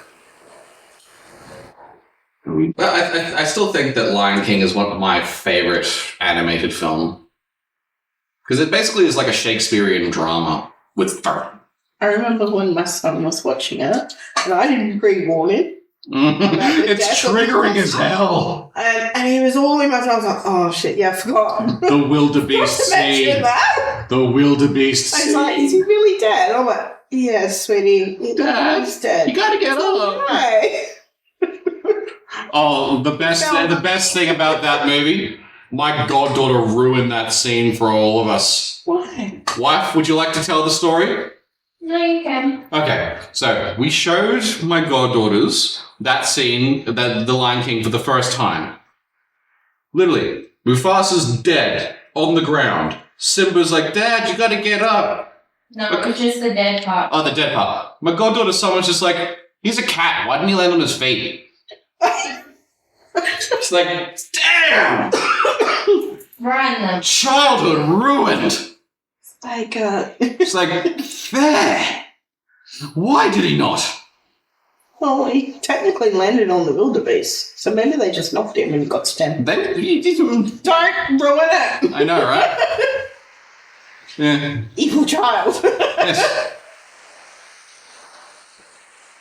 Don't you love that though, when you have this thing that is like, oh, this is cinema gold, and then someone says something, it's like, no, it's ruined. Yeah. It's like in Big Bang Theory when they were talking about Indiana Jones. Indiana Jones. It's like Indiana Jones didn't do part of the film. He didn't need to be there. The Nazis would have taken the Ark of the Covenant to the island. They all would have died anyway, just like they did. Indiana Jones played no part in the movie.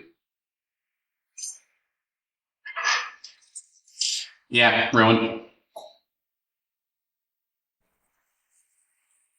Or when you watch those films where they're just like, oh, everything happens, but then essentially it all just gets undone at the end. It's like, so all of that character development we just had means nothing. Yeah. Or what was that movie, The Descent? Where those chicks go spelunking in that cave and they find those subterranean people. Yeah. And then she goes through this whole rigmarole. Spoiler again.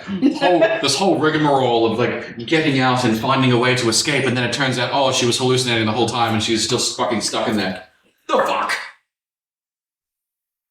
Or 47 Below, another one where I've not seen that one. yeah, there are these chicks in a diving cage looking at sharks, and the cage gets stuck at the bottom of the where the boat is, and they run out of oxygen essentially, and she goes insane from like what was it, the bends or like oxygen depriving thing, and she hallucinates the last 20 minutes of the movie. And she's literally just dead at the bottom of the ocean. You know what one annoys me? American Psycho. I haven't watched it. Oh my god, you should. I've heard good things. I'm not going to say anything then. Yeah. American Psycho is one that I've seen. That's the Norman Bates one, right? Yeah. Yeah. No, Patrick Bateman. Patrick Bates, sorry, yeah. Bateman. Bateman. Bateman. Close enough. Norman Bates is the psycho one. With his mummy. Mummy dearest. Mummy. He got problems. He got an Oedipus problem. Slightly, yes. Very Buffalo Bill vibes. Or Ed Gein. I like Ed Gein. He was crafty. See, I like these like tales of these psychos, but when they're clever. Like when it's just like, oh, he murdered like 46 people just And because. technically speaking, like, they only think he murdered 2 women. He was more of A planner. he liked his craft. Mm-hmm. Like a jigsaw vibe. Yeah. Go to the graveyard. You're not using this body. I'll take it. Mm-hmm. Make a nipple belt. I do like the nipple belt. Mm-hmm. That was Texas Chainsaw Massacre, wasn't it? So Ed Gein, he really did that. Ooh. Yeah. I did hear about that one. Half of his soft furnishings in his house was made from real humans. Mm. In fact, most of the horror movies are based on him because he was all levels of Fucked up. Interesting. Nice. Actually, there's a couple of books in the I think it's the Library of Congress or I don't remember. There's a library where they have 4 books bound in human skin. Yeah, I've seen that. I watched a YouTube video of Like the most. Ask the Mortician. Yeah. And you see it, and it just looks like a normal leather book. Well, it literally is but leather. It's made out of human skin. Mm-hmm. And it's medical. Well, text. leather literally just is tanned skin, tanned hide. It's just toughened. Hell, the strings of a lot of stringed instruments used to be made out of guts. Yeah, it's intestine. Yeah. Yeah. Violins weren't vegan. Who knew? Or this is going to gross some people out. The lacquer that they put on Skittles isn't vegan. What is it? It's made from powdered beetle carapaces. Really? Yeah. I would not have thought I don't that. know if it's still is. I don't think it still is. I think they had to change it, but there was a time where the lacquer that was on beetle shells was used to help make the lacquer for the shininess on Skittles. And gummy bears are made out of gelatin, which is the sinew of animals. Cool. Yeah. So literally gummy bears are fucking meat, essentially. Get my protein in. Pretty much. It's like I just want to eat it. I don't want to know how the hot dog's made. Well, there you go. You've taught me something now. Okay, well, gummy bear. Gummy bears. The educator got educated. Wait till I tell them that. You know those gummy bears you're eating? Yeah, the gummy bears we're eating, kids? They're made of cow. It's beef. Gummy beef. Do you get many problems having tattoos working around kids? No, I don't pick things that are scary or food or anything. If anything, The kids like them? yeah, or I give them a texture and they colour it in. Change the colour. I've heard of a lot of teachers doing that, and there are some places that like it, some places that are just like, no, we can't promote this behaviour. Because it's discrimination and you can't deny them. Yeah. But my boss is awesome. She likes you to show personality, Well, that's important. if you know what I mean, like with the kids and stuff. Well, that's how they develop. That's how they develop relationships. You have to introduce them to different but, personality types. Like even in our rooms, it's not just a boring classroom, you know? Like, Not just white walls. yeah, well, everything's beige. Oh, I can't do it. Beige. That That off-brown They khaki colour. they think by making everything that sort of plain beige, sort of neutral, nude tones is aesthetic and it's style, and it's not. It is the lack of style. It's a lack of personality. It's like black is the absence of colour, beige is the absence of style. Lack of everything. I can't do beige. But Beige literally means boring. it's porridge. You threw porridge at the wall and that's your wallpaper. Yeah, and so many childcare centres are so aesthetically pleasing, like to look like your house, and it's not meant to be.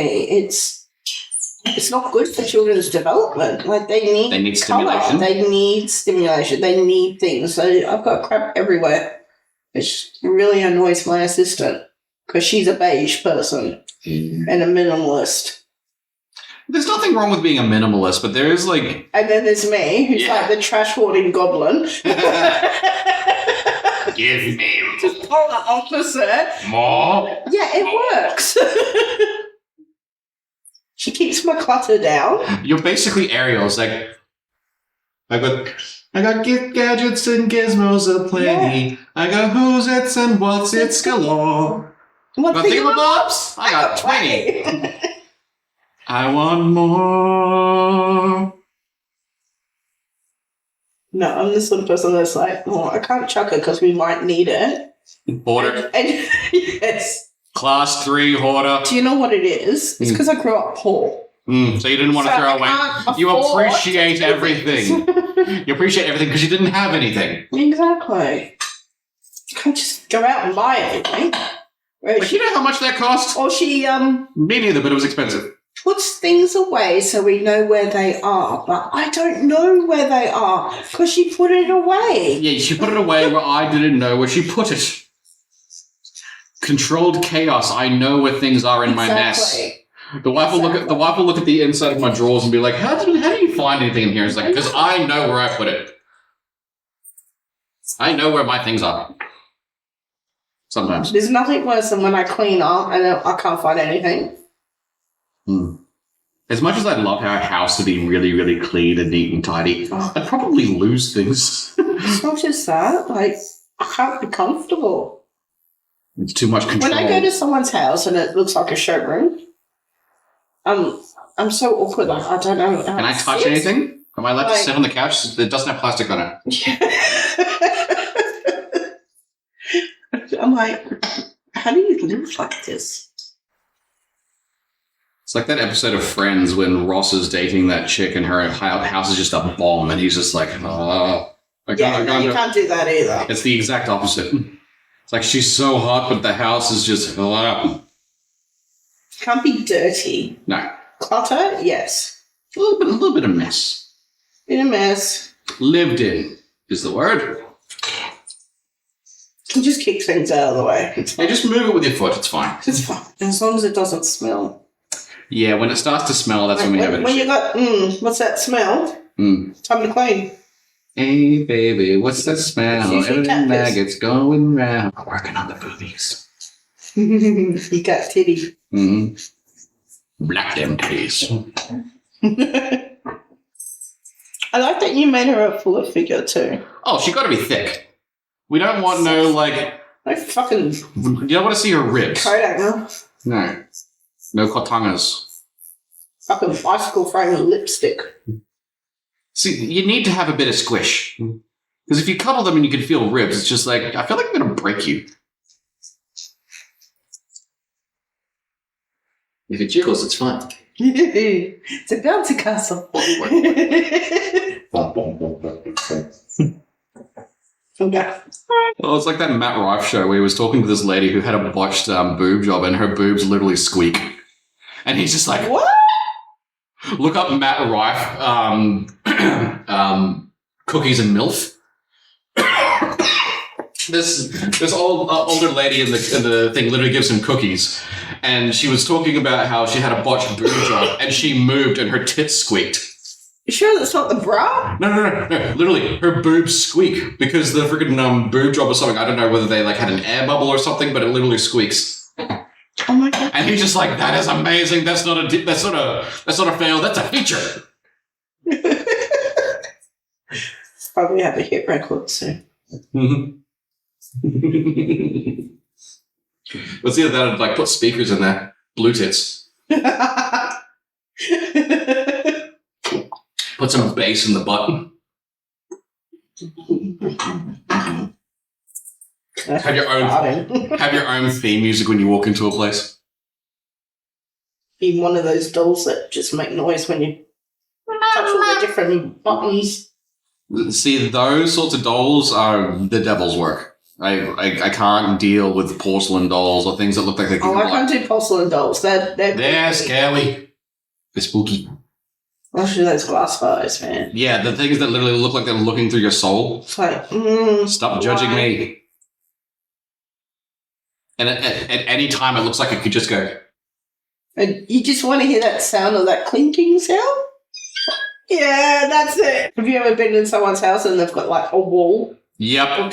Oh. Yep. It's like, My mum used to have them.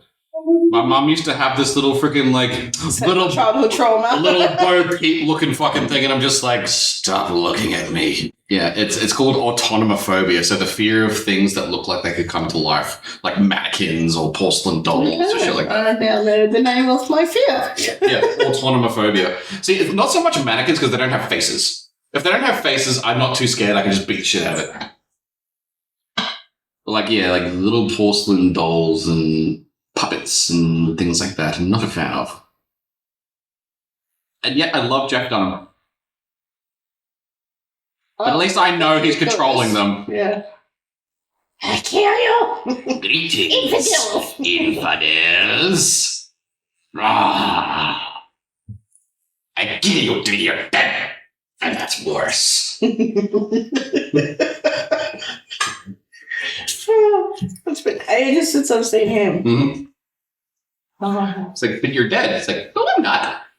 But you're all bone. It's a flesh wound. It's just a flesh wound. Dashing through the sand with a bomb strapped to my back. I fucking love Aquaman. He's incredible. Him and Walter. Like the old man. Yeah. Peanut's awesome too. The Woozle. But it's a dry heat. Screw you. A bonfire's a dry heat. You don't see me sticking my ass in one of those, do you? Pack up your Suburban and get the hell out. Dumbasses. Then you go, Jose Jalapeno and a steak. Gracias, senor. One of the best moments for Peanut was, I think it was during the Christmas special. It was like, all I want for Christmas are her 2 headlights. Yeah. If they're little, they're tittles. If they're big, they're titulsters. Titonics. Titzillas. Good shit. At least with these being up high, I'm able to hide them from my Yes. shirt. Yeah, you can have a work shirt. You're not going to have You some. can tell by the tan line. Yeah.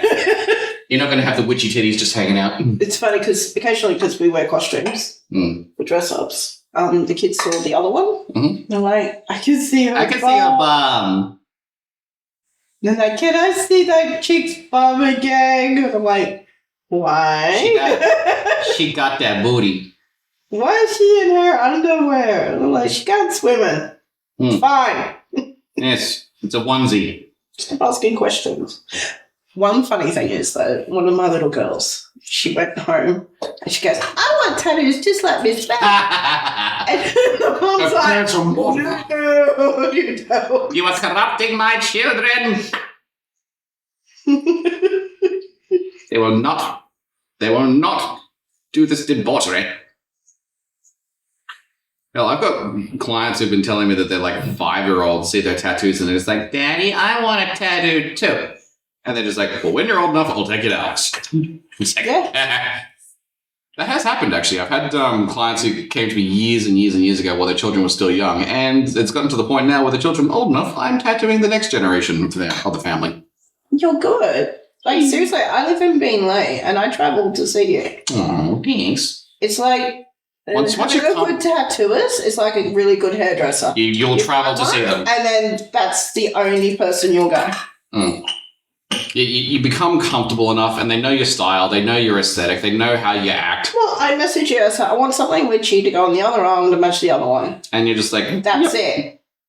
And I tell my friend at work, and she goes, how do you know what he's going to do? I'm like, I have faith. I don't care. I trust him. He did all the others.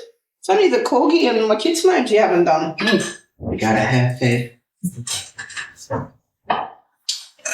And that is the thing. I know it's hard for people, especially if they've never met you before, to have faith in you when it comes to your body. But a little faith goes a long way. And I will always go out of my way to make sure that I try and get your vision as close to it as possible. But we've got to have a little bit of fun with it too. Well, it's not just that, but you've got to do what's aesthetically. Aesthetically pleasing, yes. Like, some people's ideas are cool, they just word them wrong. So they show me something and I'm just like, okay, this is the closest thing that you could find to what you're wanting, but it's not what you're actually wanting. And I kind of have to be like a little bit of like a cosmetic therapist, a cosmetic psychiatrist with that, because I have to sort of literally read between the lines and be like, okay, this is what you've shown me, but this is what you've said. So you couldn't quite find what it is you're looking for, so I have to go a little more obscure. And I do. Like, I had this one where I had to design an entire Viking sleeve. And all he gave me was a 90s tribal band and 3 silhouettes of a crow. And I was like, that is not a Viking sleeve, but let me have some fun with it. And then I came up with this massive, like fully encompassing knotwork style Freya, Thor's hammer, Fenrir, Skull and Hati, like a whole scene going on. He's just like, that's what I wanted. I'm just like, yeah, well, you didn't really give me much help, did you? You're not getting any credit for this one, buddy. Like, don't you try and take credit for my ingenuity. You gave me fuck all. But he gave me a little bit of trust, and we made some good shit happen. Yeah. Well, I know from my own artwork, because when people commission me to do stuff, if it's just me copying, like photos or something, you don't get the joy of creation from it. Oh, it's so mind-numbing, and then it takes forever, and then it doesn't turn out as good. Yeah, because my heart's not in it. Because people will literally... But if someone said, look, I like this style, and I like this colour zone, what do you think? And then I create something awesome. So that's why I say to you, I need something witchy on this arm. Make it witchy, make it sexy. Leave it to you. One of my things that I was doing for the voice acting as well is that when I get a script from a client and they say they want something in like a certain style, or they give me like, oh, I want it to sound like Jason Statham mixed with fucking, I don't know, Paul Rudd or something. I'll do a couple different takes, and then I'll sort of find the best ones and be like, okay, this is kind of what they asked for, but this one here fits the character that they're going for better. And then, like, I was doing one for a video game thing, and it was all just combat sounds. So all I had to do was make grunting noises. I was about to say, isn't it like... Shit like that. I got paid. What? Pretty much. Yeah. So... grunting. I got paid $500 for less than an hour to make grunting noises because originally they were only wanting to pay $100 for one character, but they just said, oh, we wanted in different accents because they were trying to hire multiple people. So I was like, okay, I don't know what accent they're really going for here, so I'll send them a couple of samples. So I sent them 5 samples, 1 minute long each, and they came back to me and said, look, we were just going to pay you for one, but we like all 5. Can you do all 5? And I'm like, I will be your whole cast. Save you having to find other people. Because just a little bit of creativity. And that's all it took. It was like just putting on a different accent, doing it slightly differently each time. 50 minutes, $500 American. So what game are you in? I don't know the name of it. I think it's an online like mobile game because there's no actual speaking roles. It was just different characters on like a roster that make fighting sounds. When the game comes out, I'll see if I can find the name of it. I also play Thanos on YouTube. No, really? Yeah, it's called The Dark Psych. It's a motivational YouTube channel where basically it talks about like getting rid of negative traits and they chose Thanos? Yeah, they literally chose Thanos as like the big burly man to be like, get rid of these negative traits in your life. Oh, snap. Yeah, oh, this is what I did to become the ruler of the universe, sort of thing. It's a bit silly, but it's fun. So they what they do is they basically do like an AI generated Thanos character, and they match my voice to his like the movement of his lips, and they do like overlays of other videos and stuff. They've I've done 3 recordings so far. They've done 1 fully published video. I don't know when the next one's coming out, but yeah, it's quite fun. It's not really a high paying role, but I'm not really doing the voice acting at this point for the high paying thing. I'm more trying to sort of break into the industry. Yeah. Like I just did my first audiobook. Still for fun. Yeah, exactly. And you get paid to do it. Yeah. Yay! See, now the audiobook... That's your hobby. Yeah, see, the audiobook was a learning curve for me. My God. Like, as fun as the project itself is, I severely underquoted. Because the book itself is only 3.5 hours long. It's called Prophetic Sounds. It should be on Audible in like a week or 2, I think. So all it is me reading out different sounds. So like say thunder, rainfall, birds singing, something like that. So I'll read out a passage, and then I'll read a correlating Bible passage. So like, thunder is the sound of God, such and such, and then I'll put the Bible verse that goes with it. And underneath what I'm saying, I had to actually underlay the sound of thunder. So it's a dynamic audiobook. And for each page, I think there's like 3 to 5 sounds. So I had to not only find the sounds, I had to find ones that were copyright free. I had to find ones that weren't too long or too short. Well, if they're too long, I can clip them. But if they're too short, I have to overlay them. And I had to edit them in. So for each minute of the audiobook, it took me between 12 and 15 minutes to record, sample, edit, all the things to make that piece finished. So there's about 70 hours of work in this 3.5-hour audiobook, and I got paid $200 American. It was more financially better to just grunt. Yeah, I got paid more, double. I got paid double for grunting. So it just depends on the time and the roles that you get. So, and I'm the amount of effort and the amount of learning that I did in the audiobook is valuable. I'm not going to lie. Like that taught me a lot. It taught me techniques, taught me like efficient ways to do things because I had to find a faster way to do it, but make it sound good.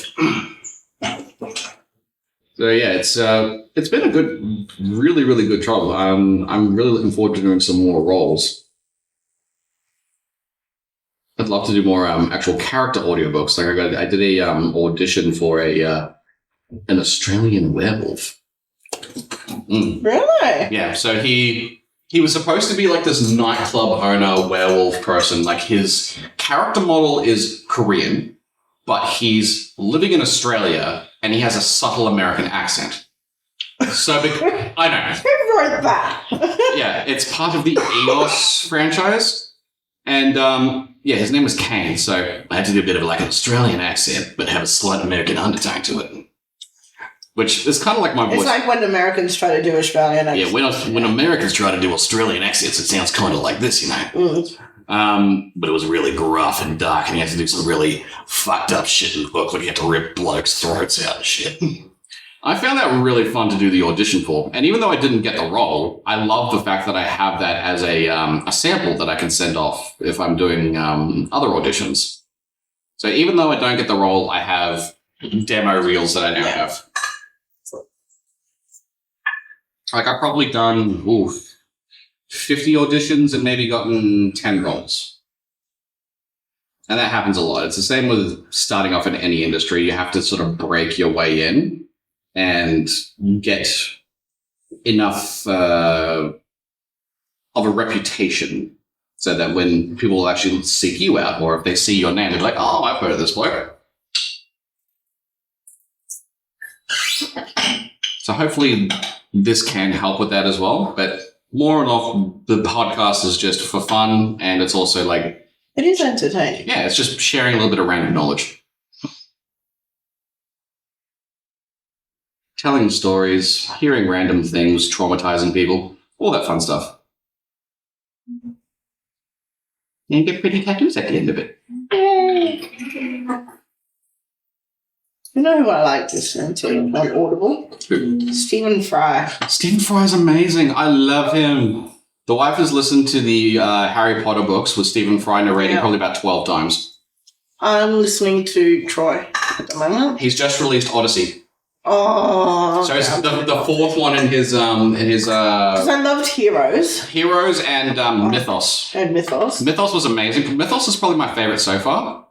I learned that it's Heracles and not Hercules. And his name originally actually was Alcides. Yeah. So when he was first born, he was named Alcides, and then he got given the name Heracles as a tribute to Hera because Hera wanted to kill him. Yeah. And when he fed off of Hera's breast, he bit her nipple, and we got the Milky Way. Yep. I love that story. Me too. And now every time we look up at the stars, we go... It's like, that is milk.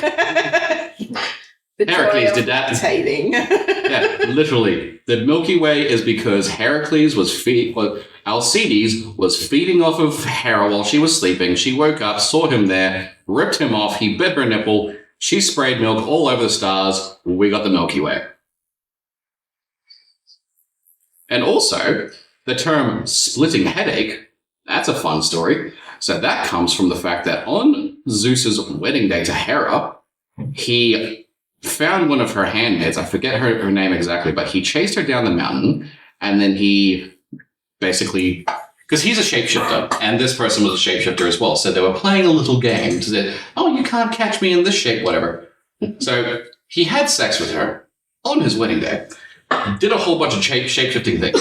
The girl turned into a fly, he turned into a frog or a chameleon or something, ate her, and now she's in his stomach. She can't tell anyone that he had sex with her. And then a few months later... Sounds like some of the dates I've been on. Yeah. So a few months later, Zeus is just sitting there and he's got this massive throbbing headache. He can't get rid of it, and he does everything he can to alleviate it, and nothing's working. So he gets Hephaestus to split his head open to relieve the pressure. And it turns out that is where we get Athena. So Athena came... Not Athena. Yeah, so Athena came from the head of Zeus because her mother used the ichor of Zeus, which is essentially the god's life force, to forge armor around her daughter, and then she came up through Zeus's head. So she was born inside of Zeus from her mother, and then a splitting headache. From a splitting headache. And also, Athena is one of the chaste goddesses. So she is a virgin goddess. Her and the other huntress goddess, shit, I've already forgotten her name. Anyway, so yeah, she's a virgin goddess. Never let another man touch her, but she's also a warrior. Because she would never let what happened to her mother happen to her. Yeah, Zeus is a bit of a whore. Not just slightly. I can't even count how many demigods there are just from him alone, let alone friggin' Poseidon and shit. You know who I really feel for in Greek mythology? Hades. Oh, yeah. Hades got shafted. Hades got the roughest end of the stick. Like, he was the oldest child. Hades was the oldest of all of them. But Chronos, being the dick he was told a prophecy that one of his children would kill him. He had severe daddy issues. So he ate all of his children after they were born. Mm-hmm. And then when Zeus come along, Rhea, his mother... feed him a stone? Yeah. So what happened was the Amphilos stone. So Rhea wrapped a stone in the swaddling clothes and then gave that to Chronos. Chronos ate it and went off and did his own thing. Zeus was raised by a she-goat up on Mount Helicon, I think it was. And when he came of age, which only took a few years because gods gestate and grow much quicker, he took the scythe that Chronos used to kill his own father, Uranus, and he cut open his stomach. And then full-grown adults came out. Full-grown adults were born again. So Zeus is the only one who was born once. Hades was the firstborn, but he was also the last to be born afterwards. So he got shafted, even though Zeus is technically the youngest out of all of them. He's stuck in the underworld. Yep. At least he helps us. Yeah, and at least he has Persephone. Like, Persephone originally was a hostage, but she grew to love him. And Demeter... Stockholm Syndrome. Oh, yeah, pretty much. And Demeter, her mother, is the reason why we have the seasons. So originally when Persephone went down to the underworld, Demeter would get extremely upset. Oh. So she was the goddess of the seasons. And when she gets sad, the world goes cold. So that's where we get winter and fall and stuff like that. I wish she'd get a bit more sadder. I know. I'm sick of this heat. I know. Fucking Persephone needs to go down there for like a few years. Just like give us a long winter. But yeah, so she would go down there for 6 months of the year, and Demeter would get all sad, the crops would die, winter would happen, and then when she comes back, Demeter gets all happy again. That's where we get spring and summer. But yeah, like, Hades is not a bad dude. He just got given the rough end of the stick. And he also got shafted completely by Sisyphus. Sisyphus. So Sisyphus is where the you ever heard that tale about the guy who pushes the boulder uphill? Yeah. Yeah, that was the punishment that was given to Sisyphus because he beat not only Hades, he also beats Thanatos, the god of death. Mm-hmm. So he tricked Hades to let him out of the underworld to go back up to punish his wife because his wife fucking screwed him over. And then Thanatos came to collect his soul after Hades realized he'd been shafted. And then he basically wrapped Thanatos up in a chain and stuck him in a cupboard. Because Thanatos is basically hovering above the ground because he doesn't really touch the ground. He's like a Grim Reaper looking thing. So as punishment, Sisyphus was given the task of pushing a boulder uphill, and then he can go to Elysium. So he can basically become like an immortal. But when he gets to the top of the hill, it gets super fucking heavy. He drops it, goes back down. So being Sisyphusian is consistently striving for a goal and always coming up short. Like, you're always struggling, you're trying so hard, but then you get right there and gone. Probably one of the worst punishments. I love mythology. Definitely. I like how it links to things that we do now. Mm-hmm. Like, so last week we were looking at Vikings. I love the Viking I stuff. love Vikings. The net was invented because Loki turned into a fish. And we were learning about the days of the week. So, like, Thursday's Thor's Day. Friday's Frida. All that sort of stuff. And Freya and Frigg are the same person. Yeah. Frigg means beloved. It was a name given to Freya after they got married. Because She got cats. Yeah.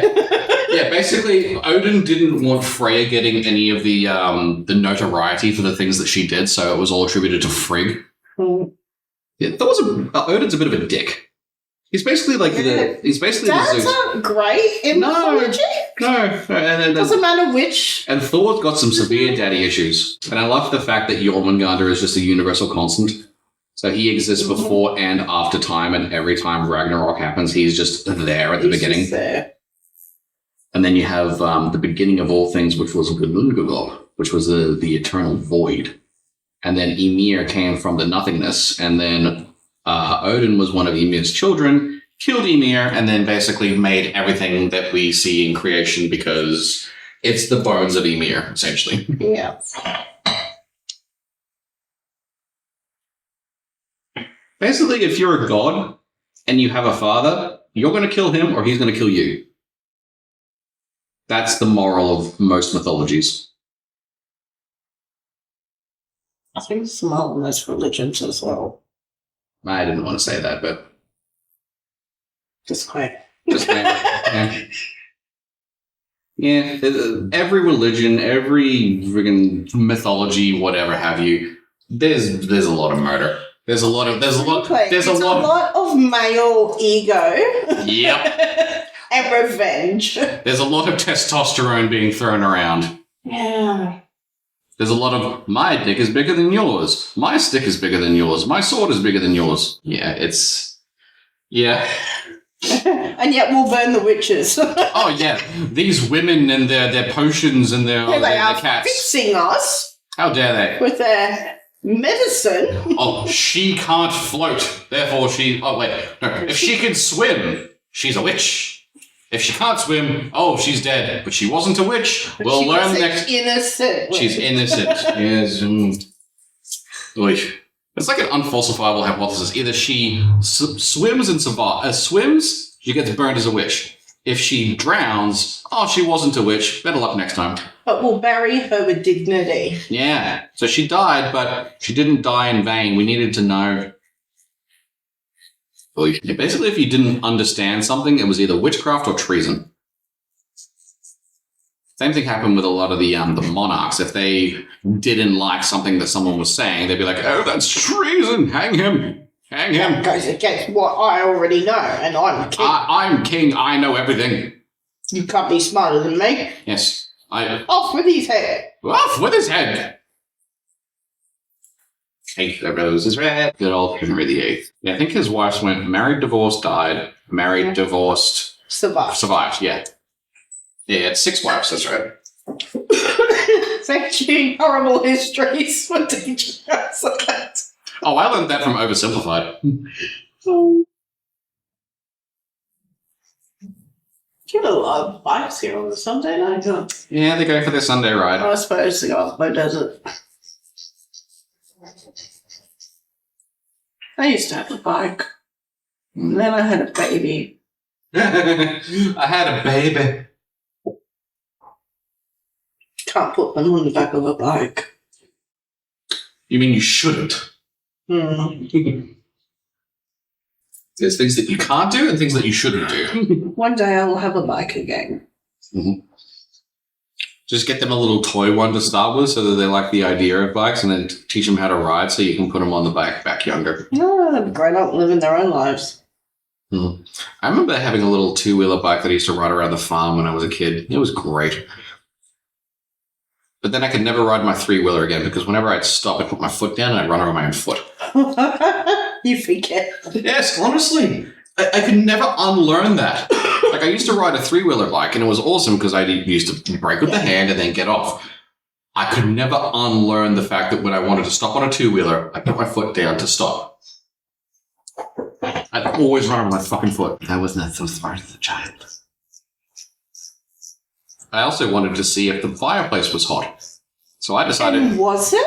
It was. It was so hot, in Now, fact. how many times did we have to check? Once. Well, there we go. That was one that I learned the first time. So me being the smart, genius, dickhead child that I was, we had one of those glass front fireplace things, so I was just like, oh, it's warm over here. I wonder if that glass is hot. So I fucking stuck my knuckles on it like a fucking genius, pulled it away, the skin didn't come with me, and I was like, that's a thing. I'm going to go hide this under the couch. So the grafted, the melted skin... catch fire? No. The melted skin fused to the fibers of the couch, and it started to hurt then. And then I started to scream, and my parents were like, what did you do? And then there's like melting skin on the fireplace, and like, yeah, I was... How old were you? I think I was like 4. This was just before we went to Disneyland as well. Yeah, I was an idiot. You were 4. I also remember touching an electric fence, passing out, and then waking up on the ground. But I survived. Did you touch it again? No. See? Do the dumb thing once, you never do it again. Hopefully. Children are morons. But once they learn a hard lesson, that lesson gets ingrained. I don't know. I do deal with some that are a bit questionable. Like they'll hit the head against the wall repeatedly, expecting a different result. Oh, tell them, like, hop down, you're going to hurt yourself. Then they hurt themselves. And they do it again. And then they do it again. Like you, running over your foot. Mm-hmm. Like, stop making bad choices. They just like to find new and exciting new ways of hurting themselves. How am I going to know if I don't try? Because you already have tried and you found out. And some of the things we have to say, like, stop licking the toilet wall. You'd be surprised how many times a day we have to say that. Don't stick anything in the PowerPoints. Yucky. One child, right? You're sitting there. Don't punch your She's friends. being on a pair of underwear. And I said, why have you got underwear in your mouth? He goes, they're not mine. Oh, ew. He found them in the bathroom. Oh, Picked gross. it up and started chewing on it. That kid's going to be president. So then I had to find who was missing underwear. And then I was like going around checking everybody, because if you say, who's got underwear on? Drop your pants. And I found them and I was like, you're not wearing your underwear. And he goes, I don't know. These are the things that are going to run the world. These are the next generation. This is why childcare workers need to get paid more. Yes. We need to educate before we implode. Oh, God. I'm so fearful for the next few generations. I had one child was screaming at me because after lunch is rest time. Mm-hmm. And he had a handful of rice, cooked rice, Mm-hmm. and he wanted to take it to bed. Why? And he knew I wouldn't allow him, so he stuck it down his shirt. Mm-hmm. Big handful. And it had sauce, like sweet and sour sauce. So fried rice. So he's trying to sneak in, holding on to this rice ball. I'm like, what have you got? And he's, nothing. I'm like, Nothing. Show me. No. And I'm like, show me. And then I had a look, and I'm like, sweetie, we can't sleep with food. ants will bite you, like.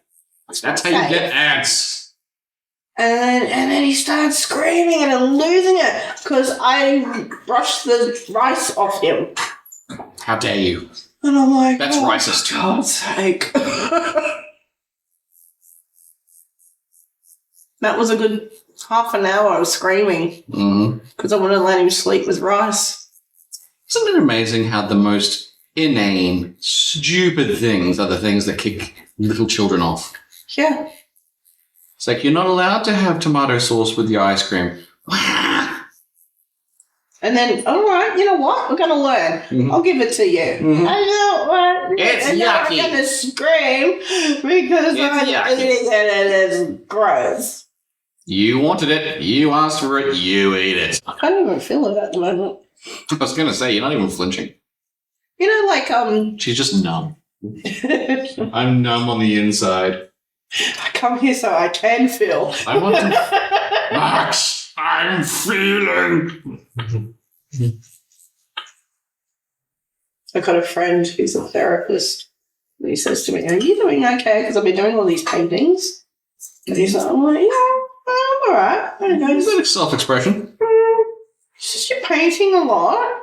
I'm like, yeah, and I'm getting tattooed tomorrow. He's like, should I be concerned? I'm like, Now you tell me, you're the therapist. Do you want to talk about it? I'm like, nah, I'll get a tattoo, it'll be fine. I don't talk, I get tattoos. They're my therapy. Quite frankly, it's cheaper. It honestly is.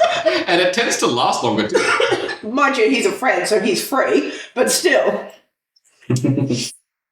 If you're good at something, never do it for free.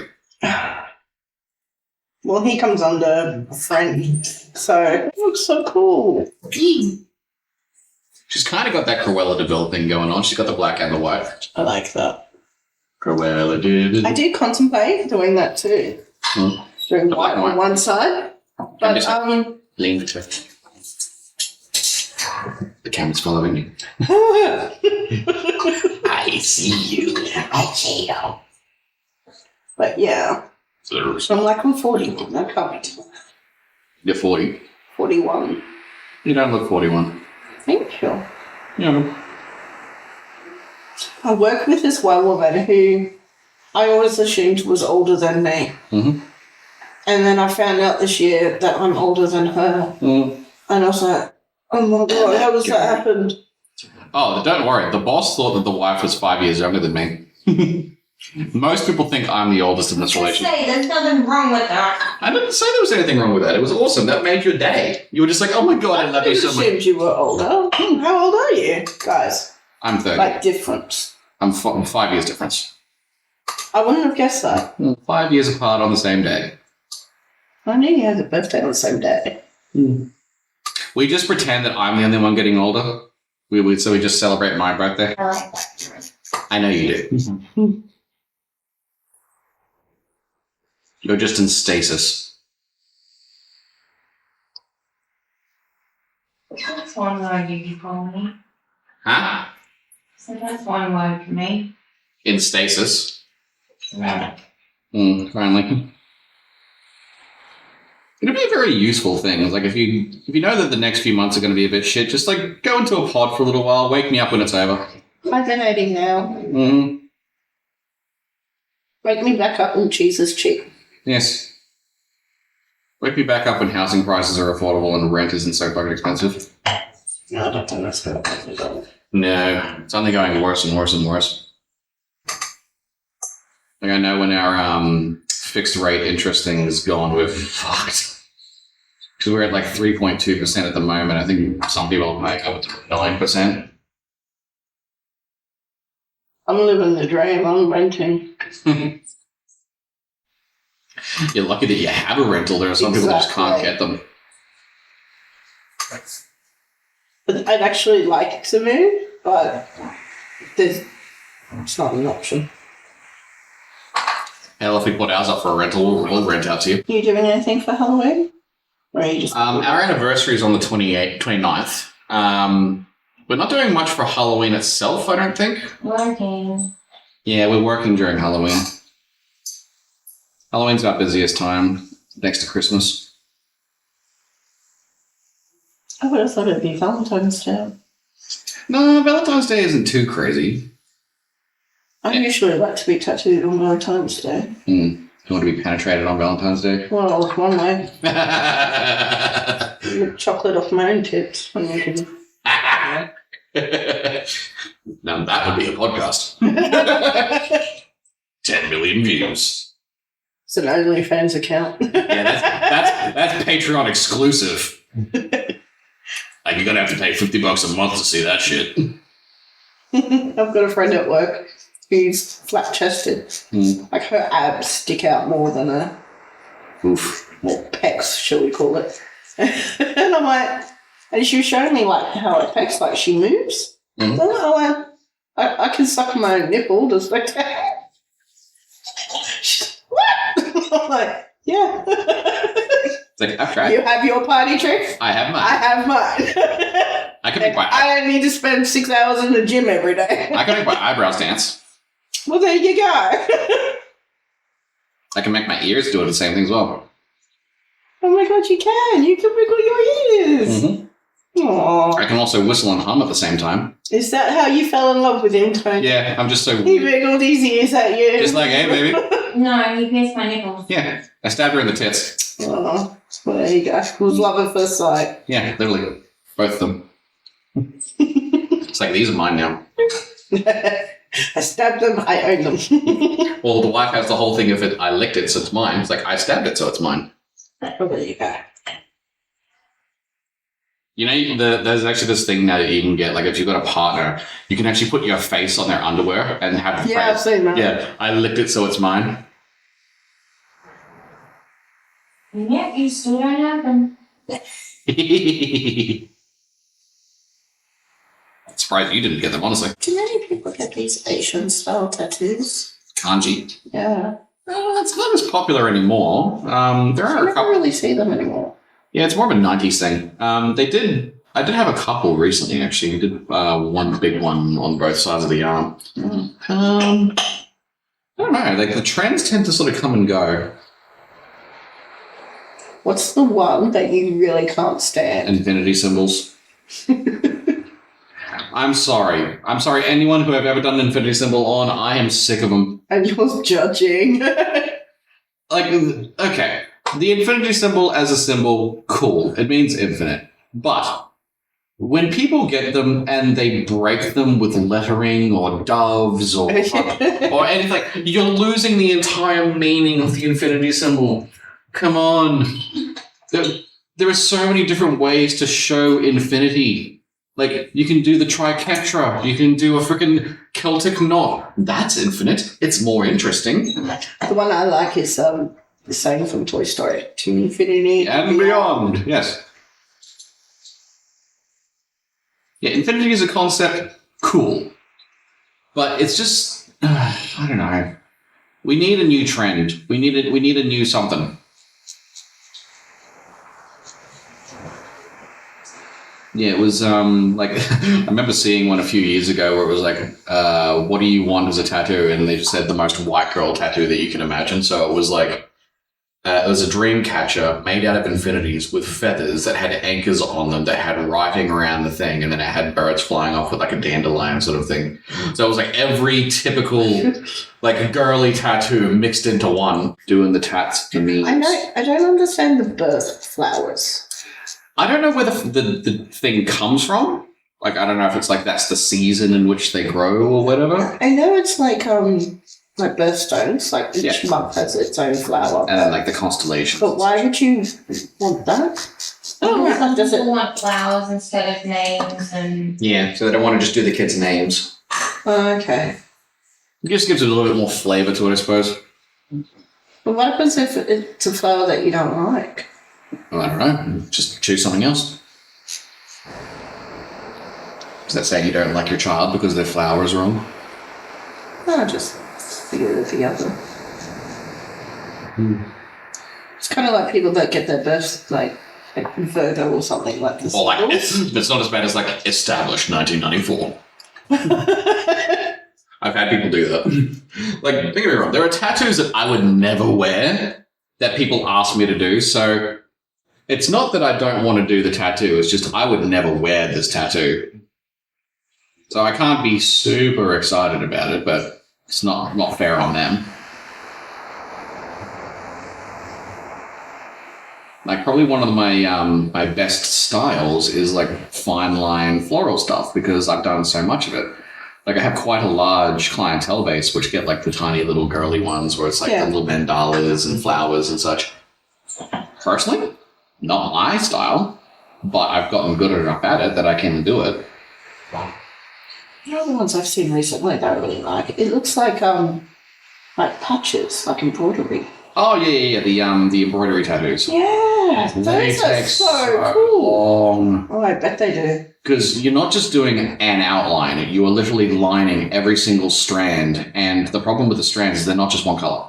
So you start with like the strand at the bottom, which loops up. So it starts darker at the bottom, slightly darker at the top, and then it has the light in the middle. So you also have to do like layering over them to get the little highlighty effect.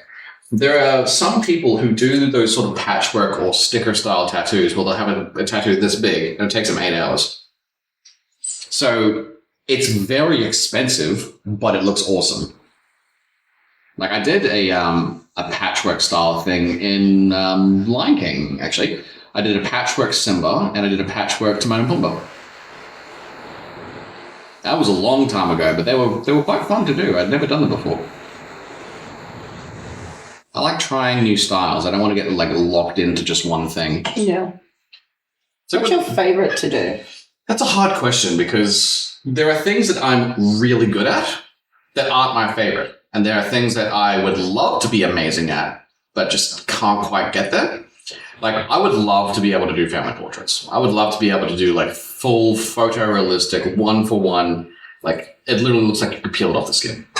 I'm not quite there yet, and I know that. But I'm getting really, really good at doing animal portraiture. So I do a lot of like wolves, bears, lions, big furry things, dog portraits, and like portraiting cat. I can do them all day. And I've gotten really good at doing fur textures and getting like the definition in the eyes and like the expressions and stuff like that. So I think once I've done enough of them, I'll be able to translate the same thing over to like family ones.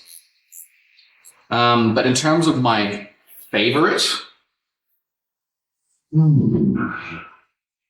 I'd have to say like neo-traditional, which is big, bold outlines with like heavy colors. Yeah, or like Japanese style with like the neo-traditional elements. So big, thick outlines, big expressions, like massive imagery. Well, anime. Anime is really fun as well. Like, I did a massive one on this girl's thigh the other day, which was like an anime girl's head, but it was all horrified. So it was like a spider queen sort of thing, anime style, like big tits, spidery face, like long hair, horns, and spider legs all the way up her thigh. Big, creepy fucking thing. I loved it. It was awesome. It was great fun. Because it was so out there. It was so, like, not normal. Yeah. And I like that. I like not normal. Oh, you'd have to. You married me. Oh, yeah. And yet you're the You most... can't be doing this job and be beige. No, a beige tattoo artist is like a dentist with bad teeth. Doesn't make sense. Yeah. And yet you are the most normal out of your family. How weird is that? No, I'm not. Yeah, you are. There's such thing as But it's chaos for the fly. It's normal for the spider. Come into my web, said the spider to the fly. You are going to die. At least it's not raining today. I like the rain. I do too, but I'm not washing. We have a dryer. I drag things over to the lizard's tank because the heat lamp will dry it. That's how you catch things on fire. That's like the people who would hang their friggin' laundry over the induction heaters. It's like, dude, fire. But the heater's Fire bad. It's not touching it. It's It just, doesn't matter. what gets me is the cats sleep up there because it's warm. And I'm like, fuck off. I don't want your fur on my clothes. Yeah. Meanwhile, the lizards are in the tank going, Yeah, on Nagini's tank, we used to have the heat lamp above it, and Little Witch used to try and jump up there all the time. It's like, get down! I'm like, it's so warm, spot. It's warm up here, and there's a danger noodle in there. I want to touch it. I want to touch it. So soothing, you could fall asleep. Yeah, who knew getting stabbed several thousand times in a row was therapeutic? It's like, drill it into me. It's like, it's numb, and then occasionally you'll be like, oh, there's the nerve. Oh, I found that one. There it is. Oh, wait. But otherwise, you just sort of feel vibration. The one that surprised me the most was behind the ear. Behind the ear feels like nothing. A thing. It's literally like a neck massage. It's just vibrations. You just feel the vibration from your hand. That's it. And a bit of pressure. These pictures on the wall, are they based on actual tattoos that you've done? Yeah, everything on the wall up there is tattoos I've done or are in the progress of doing. Because the lions are pretty cool. Yeah, the lions became really, really popular. Like, every time someone sees those, they think, oh my god, that's so beautiful. I've had a few people actually ask me to do a couple of lion portraits just because they saw that up on the wall. But that is pretty cool. I definitely have to say lions have become the most popular animal of 2024. Like, don't get me wrong, they're awesome, they're regal, they're majestic, they're beautiful, they're ferocious. But I'd love to do like a snow leopard or a lynx or a Bengal or like, give me a different animal. Hell, I'd tattoo an ostrich. Every time I see someone, especially a guy, if they got to move, I go, oh, Team Jacob, hey? Yeah. This is more. It's like, no, it's not because of that. No. Actually, you know an animal I would love to tattoo, like full color realism? A cassowary. Really? I love cassowaries. Cassowaries are big fucking Crazy dinosaur. devil birds. Amazing color scheme, incredible looking birds. It's like a really, really pissed off peacock. See the size of their legs? Their feet? They're fucking modern day velociraptors. They're huge. Like, one of them comes kicking you, you ain't getting up. Have my battle cassowary just ride it into battle. Stick an axe on its head. I would love to tattoo cassowaries. I love weird animals like chameleons and fucking lionfish. Hey, give me a lionfish. I've done enough lions. Give me a lionfish. Yeah, you say that now, so you have to do it. Oh, I know it's going to be a process, but it looks awesome. I like variety. I like being able to do multiple things. It's like the thing with roses. Like, roses have become like the tattoo flower. They're what people put with things when they really can't think of anything else to put with it. Because roses, I can't talk, I have roses on me. Yeah. Roses are good tattoo imagery. They really are. Because even the dodgy one looks good. Yeah, a dodgy one can still look like a rose. They can look like a cabbage, but they're also still a rose. But there are so many other cool ones, like doing Australian native flowers. They are awesome. Like doing wattle and fucking, what's the other one? The big red one? Banksia or something. Something like that. Bottle brush. Like a jacaranda. Jacaranda flowers are awesome. Actually, one of my favorite tattoos I ever did freehand was a fern and jacaranda flowers. Oh, really? Yeah, it's awesome. And then he ruined it. Oh. Because I was doing I did the fern in this really nice gradient of green. So I started at a really, really dark, like forest green, and then it went up to like the lightest, like nuclear green, like almost yellow. And it looked awesome because it was this cool gradient from like dark green to light green. And then he came back and said, oh, I actually just want it all in dark green. I was like, oh. It looks like It looks awesome. Why you change? Mine, you did everything. Yeah, it's got the yellow and green in it. It looks pretty. See? It's better. And that's the thing. It's like sometimes what I think artistically looks good doesn't gel with what the person wants. And unfortunately, I have to do what the client wants. There you go. Your talent is wasted. Yeah, there have been some tattoos I've put so much effort into. I've loved the design process. I've loved tattooing it. And then it just gets ruined because someone says something or a family member doesn't like the tattoo, so they don't like the tattoo anymore. And it's like, oh, guys, it's for you, not for anyone else. Or one of the worst ones, I was doing this tap out challenge thing where I was offering like $200 off for a day session if you could sit with no break sort of thing. I did this massive design for this chick's back piece. I still have it, and I really want to do it if someone wants it.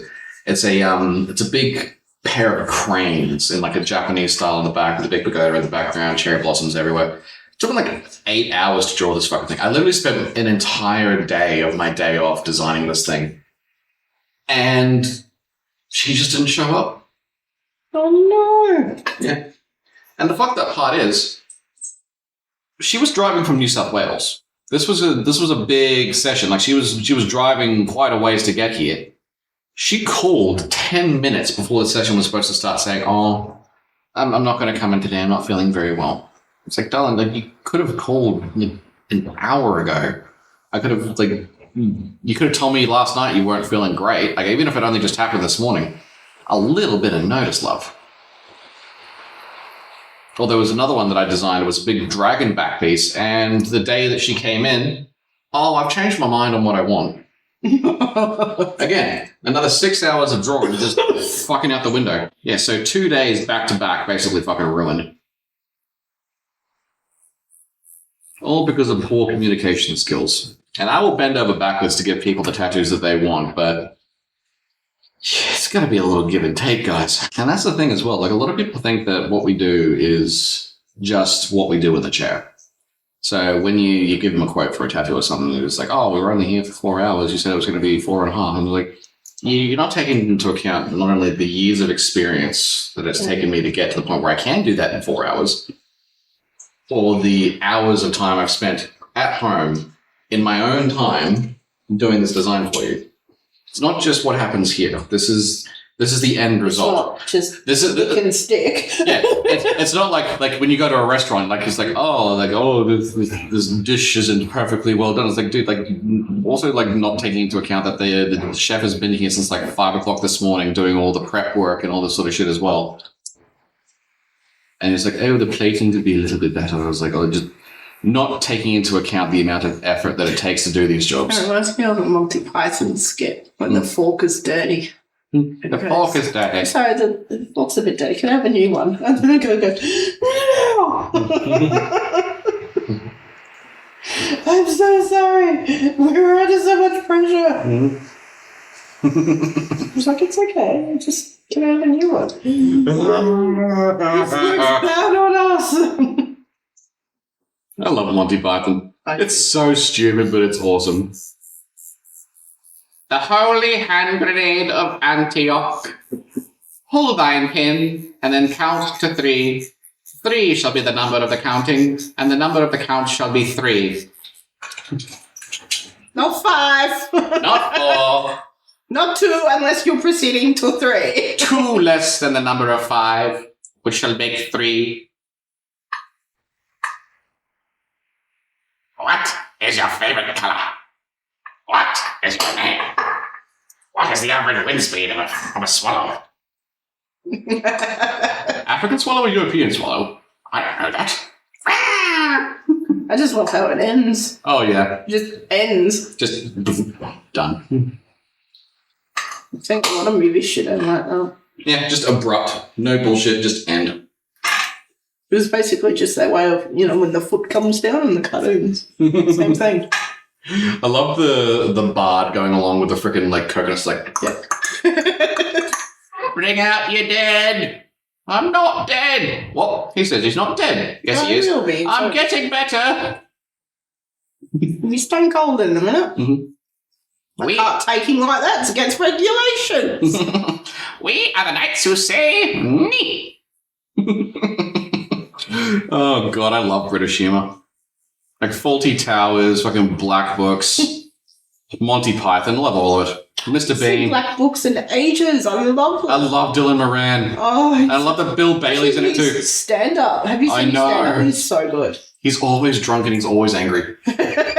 Well, he's Irish. Yeah. And then you got Bill Bailey, who's like one of the smartest men in stand-up. Actually, even He's so talented.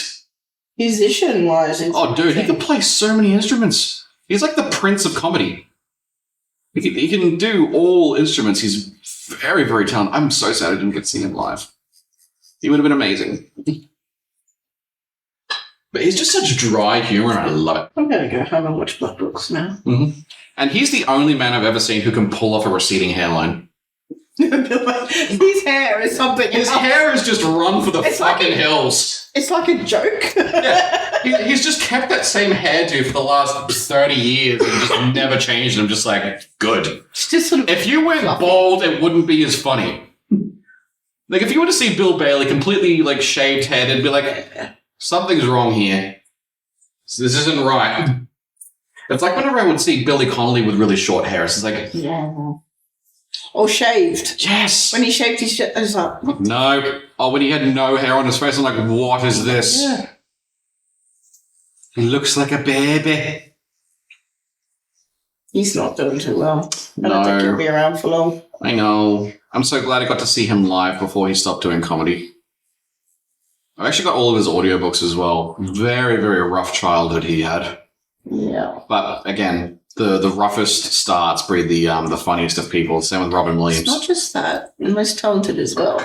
Oh, yeah. I was watching a thing with Billy Connolly from Smashing Pumpkins, Mhm. and he was in an interview, and they're asking, like, why so many musicians come from Chicago and Detroit and that. Mm-hmm. And he said, Because it's fucked up. because it's when the living is hard, you either pick up an instrument or a ball and you play as hard as you can to get the fuck out of there. Mm-hmm. And it's true. It's the And same you with put- comedy. And you put your heart into it enough, people will notice. And I love the thing with Billy is that he never wrote down anything. He never had a scripted. And like 5 minutes before he show, he'd be there going, what is it that I do again? Like, how does it start?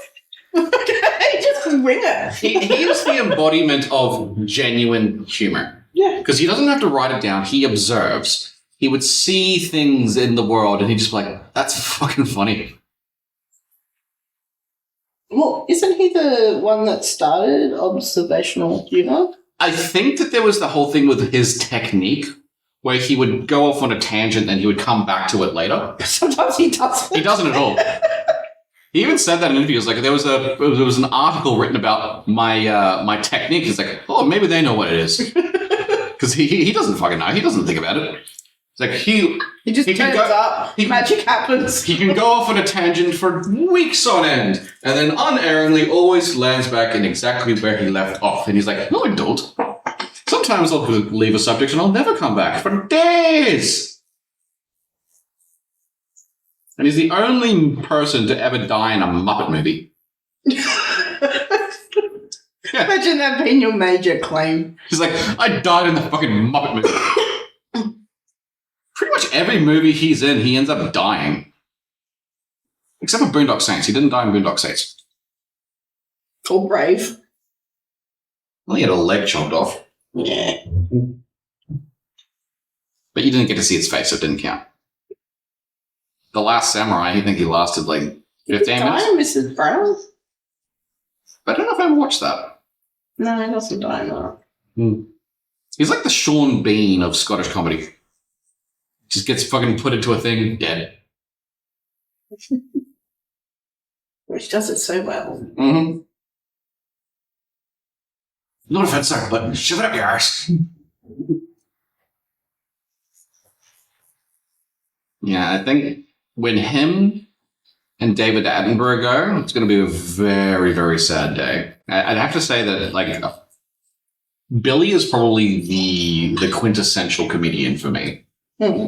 He's just been around for so long. He's been through all the different eras. You've seen the transformation on him. Like, every stand-up show he was in, he looks different, but he always looks like him. Yeah. Yeah, he's consistently different. Windswept and Or interesting. even when he's on those holiday programs. Oh, yeah, like the world tour of New Zealand or the Yeah. world tour of Scotland or Wales and stuff on his little trike.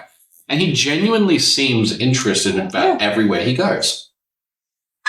He puts in the effort. He does the research. He goes around to the locals, and he interacts with the locals. He doesn't have that fucking rock starism about him where he's like, oh, I'm too famous to talk to you plebeians. That's where his comedy strikes so hard, because it's about real people and real world things that happen. And even though it's like a tour type show, it's not the touristy. No. It's the stuff It feels like he's from there almost. Yeah. And I don't know what started him getting naked everywhere he went, but he would get naked. It's an ex-hippie, that's why. Yeah, he would get naked everywhere. Like, he was in the freaking Northwest Passage, just, like, getting naked in the snow. Friggin' bungee jumping naked off a freaking bridge in New Zealand. Dancing through the freaking termite mounds in Australia. Yeah. Just hanging out. Riding on Route 66 on his trike. It's like an old man. It's like an old man at a gym. You're just hanging out. Doesn't care. You don't question it. You just go, Just, it's a thing. Don't look too far into it. I think I've also had like a fondness for him as well because my grandfather's Scottish. Just that accent has always just felt very homely to me. Well, even when they're abusing you, it's funny. Fucking gobshite.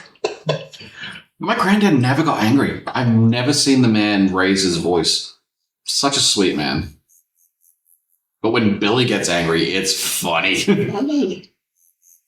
Fucking wanker! Like, when an American accent swears, it seems more offensive. You fucking moron. Whereas a Scottish or Irish person swears, You fucking idiot! it's like fucking poetry. You fucking idiot! What the fucking do, you stupid gordle? And Gaelic swears are the best. Like, Mach na Gaelic means son of a bitch. It just rolls off the tongue. How do you pronounce that? Mach na Gaelic. Not Gaelic. I'm going to say that at work. Mach na Gaelic. I can't complain because I don't know what I'm saying. It's like, it just sounds like saying Mach na Gaelic. Oh, that's one of my favorite things as well. It's like taking like words from other languages and pronouncing them in different accents. Like saying a Japanese word in an Australian accent, like arigato gozaimasu. Doesn't sound right, does it? No. Or that guy who pronounces everything French. Like he takes a word and he just puts the French accent on top of it. So much fun. Because if you did arigato gozaimasu in French, it'd be like, French are fucking weird though. French are weird, but they're also good. They're good value. Yeah, they're just so weird. I've been to Paris. I don't think I'd go back. I'd love to go to like regional France, like the countryside of France. Vineyards and stuff. Yeah, like the actual like small towns and stuff like that. But the cities of anywhere, no, thank you. I'd like to go to Versailles. I went to Versailles. Versailles, the actual palace itself, is beautiful. Everything around it is trashed. Like the gardens and stuff? No. I'm talking about like outside of Versailles. Yeah. So the Palace of Versailles, beautifully maintained. They have like 200 gardeners there every day, making sure everything's all prim and proper. But if you go into Paris, it's disgusting. Like, well, they're French, aren't they? Yeah, like every 10 feet there's trash or there's someone trying to sell you a little trinket. The Olympics and the fucking river. Oh, yeah. They had to cancel it. The Seine River is gross. Yeah, like it was the first thing I noticed. Like, not only was it fucking freezing, we got robbed the second day we were in France. We got robbed on the train. There was a group of 4 or 5 guys that were targeting tourists, and one of them whipped his dick out and started jerking off in front of the group of kids. And while they were being distracted, there was like 4 or 5 of them that went and like snatched things out of people's wallets and stuff. I think like 2,000 or 3,000 euro was stolen in like 30 seconds. I got abandoned in Paris actually. We were in the shopping center just buying some stuff before we went on this little road trip, and the group that I was with 2 other people that were supposed to just wait for me while I finished. I think I was buying macarons or something. And I just finished my purchase and I looked around and there was no one there. And I was like, guys, hello? No one. I couldn't see anybody. And I was freaking the fuck out. I was like, whoa, have I just been left in Paris by myself? How old were you? 16. It was for a school trip.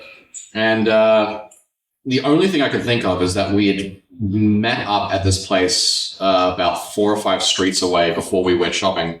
And I just sat there for like an hour and a half, just been like, someone's going to come back. Someone's going to come back. Stay here. If I stay here, I'll be fine. I'll be fine. They'll retrace their steps. Come back to me. They're going to realize I've got macarons to eat. It's fine. the macarons did nothing. They did nothing.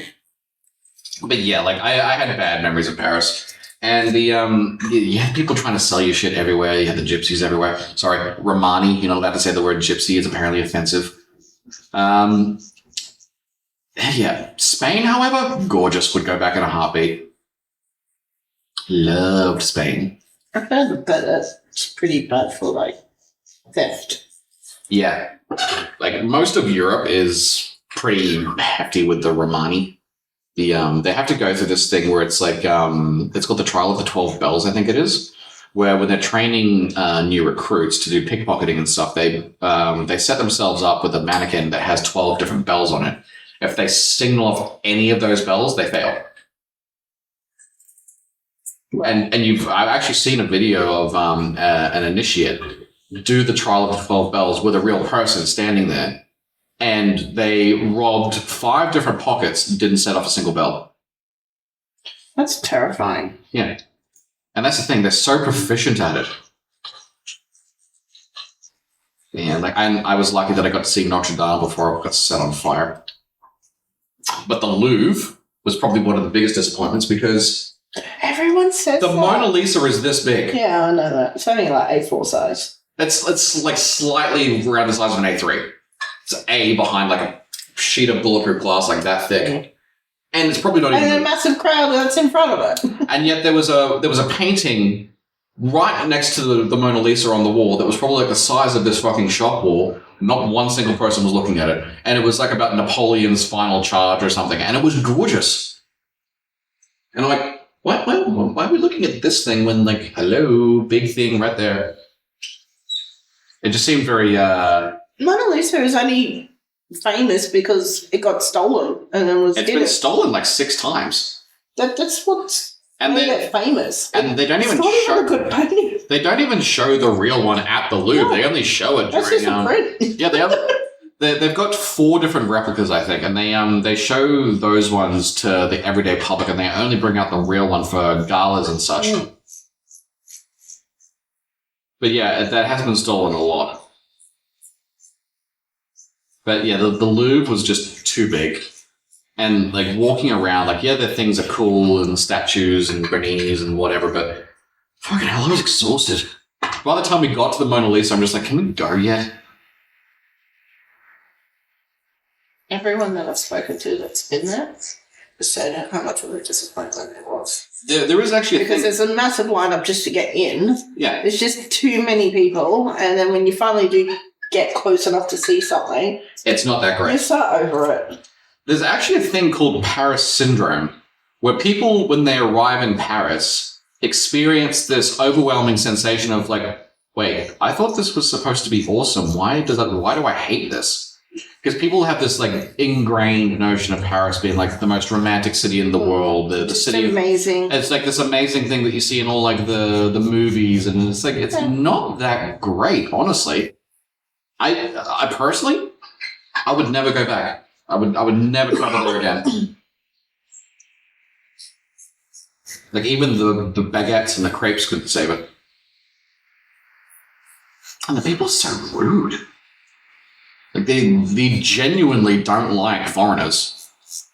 It's the most toured place in the world. It's like, oh, these fucking foreigners coming over here trying to get those their photographs. It's like, oh, look, it's a Paris. It's like, fuck off. Oh, I'm sorry. We're giving them money. Yeah. It's like, how dare you come here and give us money and you're ruining my good day with your presents. I don't know. I probably just have a really bad ingrained notion of Paris because I got fucking abandoned, but, you know. Personally, wouldn't go there again. Just got abandonment issues. It's fine. A little bit, yeah. Because I was fine for like 10 minutes after the teacher came back and found me. But then when we were about to get onto the subway, I literally had a breakdown. I collapsed against the subway wall, being like, I almost got fucking abandoned. I almost got left here. Meanwhile, your teacher's probably having a full-blown fucking breakdown. Yeah, imagine that. I lost again! Imagine that, having to go back to Australia, be like, so we lost your kid. It happened. We lost your kid. Don't know where he is. Is this like a Taken situation where it's just like, I don't know who you are, but I have a very developed set of skills that I've honed over a long career. I hated the ending of that film. Which one? Taken. All of them. Like, all three of them? Oh, yeah, for sure. Right. That bitch did not go through all that hell and then act all happy and continue on with life. Like, no. Yeah, there's a thing called overcoming trauma. It takes a long time. It's not a quick process. Oh, what? It doesn't happen in 2 weeks? Like, there was a thing, actually, that the average time that it takes a person to get over a breakup is 17 months. So there's like with a divorce or breaking up from a partner of more than 5 years, it's generally 17 months is the average time that it takes to completely get over the relationship. So getting over the trauma of being kidnapped. Drugged. Yeah. Almost sold into slavery. You would not be just chill about that. Oh, I'm going to go and do it with the star that I like. I'm going to go do it all again. And then she did it again in the next movie. Oh, it was the mother was taken last in the next movie. They should not leave the house. No, they should just not go anywhere. Just stay at home, order in. This is why I'm introverted. Every time I go out, I'm reminded why I stay home. Outside is where all the people are. I don't want to be where the people are. So, like, people have asked me why I don't do conventions. It's like, there's too many people now. Yeah. No, thank you. I'm good. I don't need to win a trophy. I don't need to do any of that. I'm good. Thank you. I like to be in my little bubble. I like to have my little shop. And just like people come to me. Yeah, exactly. I don't go to the people come to me. And like have 2 or 3 people at the shop at most. Like sometimes we get like a group of people come in and it's a little bit like but sometimes you get a group of people and they're good fun, so like we let that slide. We got a couple of people who come in where it's just like, this is going to be a good day. Get a few of them on the podcast, fucking your usual shoot up. Because there's just some things you can't write. You can't. No. It has to be organic. Hey, how you doing? Oh, good thanks. I'll go to 11 o'clock. Flash up. Do you know why I'm getting this tattoo? What's that? Because I always hated my arms. I've got fat arms. So I never wear like singlets and stuff. So you wanted to have some sexiness on your arm? So, yeah, once I got this other one done, I started wearing singlets again. Becoming comfortable with your arms. Yeah. So that's why I'm like, I need someone on the other arm to balance it. We need some even body positivity, thank you. Yeah. I get that. It's like, even when I wear a singlet, I can have like a wraparound or something on. See, getting tattoos is like the equivalent of working out without having to get sweaty. Yes. Because it makes you feel better about yourself. You can look at the mirror and be like, that's a sexy bitch. Piece of awesome artwork. Like, look at that sexy girl on my arm. Oh, look at that cellulite. And the good thing about it is that the more skin you have, the more tattoos you can get. Exactly. And it doesn't hurt because it's extra cushiony. Extra padding. I do get some people come in here sometimes who have such skinny limbs where I'm just like, can I even tattoo this without hitting bone? And I got this one girl who come in, her upper arm, I could fit my 2 fingers around like that. Like, it was almost straight up bone. Whole thing. And that's the other thing. Is like, why can't we do fat transplants? Why can't we give our hard-earned squishiness to people who want it? It's like, I've got extra. I'm willing to donate to the cause. Sure, if the blood type matches, we could work something out. Something I was told, like, it's harder for them to actually put on weight. Yeah. It is for us to lose And that's weight. the thing as well. It's like they can't put on the weight because no matter how much they eat, like they'll make themselves sick trying to eat, but their body won't process it. They don't absorb nutrients. Exactly, yeah. So, like if they're trying to bodybuild or if they're just trying to sort of like get a little bit extra cushioning on them, they can't do it. It's like here we are. We look at a piece of chocolate, we gain 6 kilos. Just the smell of it. Yeah. You can literally think about food and gain weight. It's like, well, why can't I just give some of it up? They can transplant limbs. I'm sure they can transplant fat. 2 birds, 1 stone, all that. Hell, you can do it with your own. Like, you can take like the fat from your arms, your stomach, or whatever, and put it into your butt. Yeah, I had a client who did that. She told me about it. I'm like, really? That's a thing? Man, once you suck it out, I don't want it back. No, you're just going to move it around. It's like because you might have like your arms are too big, or like you got the little muffin top thing going on, but the rest of you's right in proper proportion. It's like, why don't we just take some of this and then put it back here? It's like tattoos. Like, I have tattoos that I don't want to get rid of. I just want to move them because I have other things that I want to put there. I'm saving my back for something, and I don't know what. But I don't want to use that space up. No. Yeah, you don't know what you want yet, but you know you want something. Yeah. Like, I don't want a whole heap of little shit. No, you want a big thing. Yeah, but I don't know what it. And until I find something, I'm not touching it. But there are a lot of things that I see where I think, oh, that would look nice, like just up on the shoulder. And I'm like, no, I got to save that. Like, I have limited skin. I want to make sure I get it right. Do you have any more plan for your legs? Not at the moment, but If something jumps out at me. I see something I like. Oh, because we did Maleficent on 1 hit, didn't we? Yeah. Maybe we need to do like another I've got Medusa. villainess. But I was thinking something on. I'm thinking more like a snake. Mm-hmm. The long snake thing. But then I don't see anything that makes me go, I need that. that's cool, I want that. It is Because I've got Medusa there, so I was going to be like an extension with snakes and stuff. You could do a harpy. Not related to them. No? Okay.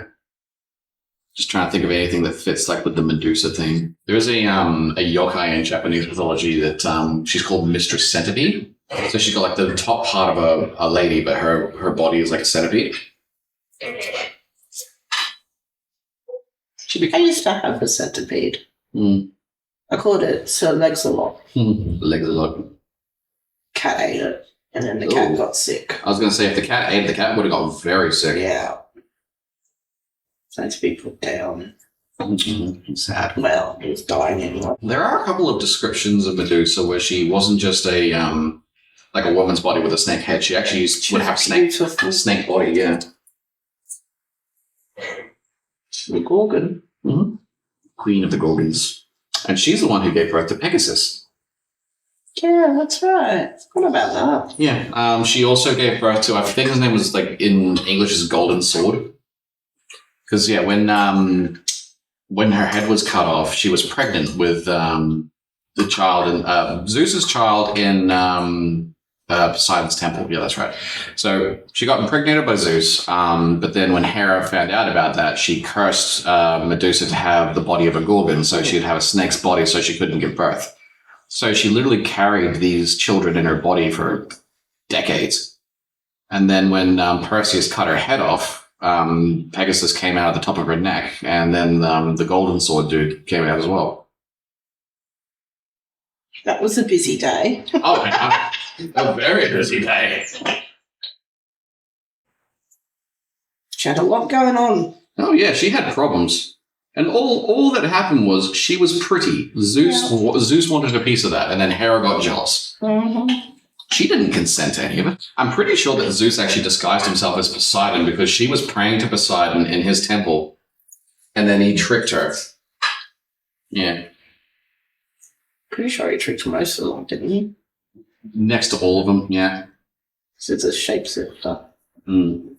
And Arachne, the weaver, is where we actually get the spider from as well, because Athena was challenged by the seamstress called Arachne. And when, because she said that she was the best weaver in the world, and that it was like a slight against Athena, who was like a seamstress as well. And when Arachne beat Athena in weaving, Athena got pissed and cursed her to become a spider, so she would weave This is the forever. question? Yeah. Something on this arm. So basically, a lot of the bad shit that happened is that gods got I know. petty because the humans would beat them in something. Or this arm. Or even Helen. Do you know the story of Helen? The Little one? little bee? Didn't Hera turn her into a bee? No. Her name was Helen the Bee. She there was a contest that the gods were holding to find the greatest delicacy in all the Yeah, I world. was thinking the end. So Helen actually spent 9 months making this little thimble full of honey. And this is before she had the sting to protect herself and protect her honey and such. So she brought this little thimble full of honey to Zeus and Hera.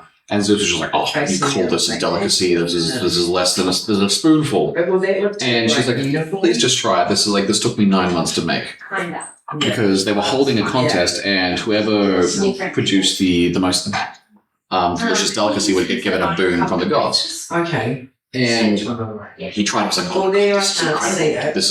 This is ambrosia, the nectar of the gods." And so he said, "Oh, what one thing would you have for me?" She's like, "Just a way to protect myself." So all she asked for was a weapon to fight against all the things that were attacking her hive. And Zeus, being an absolute dickhead, gave her a sting, but made it so that if she used it, she would die. So even when he got given a gift, he was an asshole. If you want to do this seriously. Yeah. And this is why I love people like Stephen Fry, because I would not remember all this if he didn't make it so entertaining to listen to. His voice is soothing. It is. It's like Oh, audible honey. It's like audible butter. Another one that does it for me is Joanna Lumley. It's made For like a female. Davina Porter does really well as well in the Outlander series. 'Cause she does male and female voices, and she can do them well. Yeah. Andy Serkis, when he reads for Lord of the Rings, so good. He is good. And have you ever listened to the Stephen Fry Harry Potter books? Yeah. His Hagrid is spot on. I know, right? It's perfect. He sounds exactly like Robbie Coltrane. Almost done, babe. Just checking. Just got a little bit of shading and then some highlights. She looking smack. I think the wife's a little jelly. No, I have a sexy witch. Ah, yes, she does. You are a sexy witch. She is. Thanks. Yeah, she got one on the back of her leg. Yeah, that one's my witch. Oh, I love it. The tarot card as well. Mm-hmm. She must have hurt in the back of the knee. It's the side of the knee that killed her. Oh, really? Back of the knee is fine. Yeah, the wife gets quite a few tattoos that I think are going to hurt her, but she's like, "No, this is fine." And then tattoos that I think are going to be easy, she's like, "Ah." But the universal one that we found was awful was the left foot. Yeah, the feet. No, just the left foot. Her right foot was fine. Like, The left foot is the first tattoo that I ever did on her that made her cry. My right foot's actually amazing. don't cry. Didn't you feel like an asshole that day? I did. I'm sorry. I really did. He hates tattooing me. I really do. I don't like seeing her in pain. And you know the fucked up part is? The very first tattoos I did on her were where we found out she's allergic to certain colors. I'm allergic to pink. She's allergic to turquoise. Oh, really? That's pretty. Oh. I know. And the fucked up part is, I didn't know. And I had never heard of this before. The doctor, when she talked to her, like, they'd not seen this. When she got the tattoo done, we had only just started going out. Like, just started getting together. And you?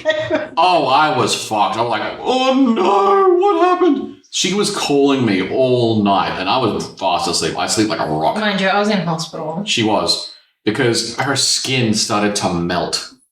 Like, the skin literally peeled and sloughed off, like little Bulbasaur. This little dude right here, where you can see the light colours here, that was gone. Yeah, it was one of those things where I had never heard of it, I had never seen it, and it had to be on my new girlfriend that I had to find out about this. And she was calling in hysterics. She's like, babe, something's going wrong. So that's when I figured out that people can be allergic to certain compounds. Yeah, he was still an itty-bitty apprentice. I was still learning. Like, most of the time I hear these days, it's people being allergic to red is the main one that people have issues with. My friend Kylie, she's allergic to the red. Yeah. And green. Which sucks. Because she's allergic to turquoise and dark purple. Two of her favorite colors. But she's not allowed to have them. But that was traumatic as hell. And ever since then, I've had this like ingrained thing where I feel so bad whenever I'm tattooing her and she's in pain. Just unlocked a fear. Yeah, honestly. Like, I had to do her eyelids the other day. Fucking hell. Eyelids, the forehead. The forehead was fine. She didn't really seem to be in pain for that. But when I was doing her eyelids, she was crying. She had all these like fucking like tears and shit coming out. I'm like, oh, I don't want to do this. Pretty sure it was more the fact that it was my eyelids. Yeah, like, it still wasn't nice. It looked pretty though, but it's like, yeah, it's traumatic. Yeah, when we did her left foot, I think it took me 5 years to get around to being where it is now, because we did the outline first, and after the outline was done, she was like, They had to re-out. yeah, I had to re-outline it, I had to shade it. The shading, whew, that was rough. And yet on her right foot, it was not a problem. I think I went on her pinky toe a little bit, and she wanted to kick me. So, Big toe, sorry. I went onto one of her toes, and she wanted to kick me. That was it. That was all the pain of that one. What are you feeling? Because I'm not super hungry just yet. You feeling chicken? Feeling chicken. chicken? Okay, chicken. I want chicken now. Okay, chicken it is. What kind do you want? The chicken kind? Yeah, are you doing like red rooster or? Yeah.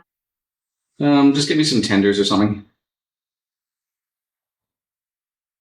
Some tenders and some chips. Nothing crazy. I could go for a nap.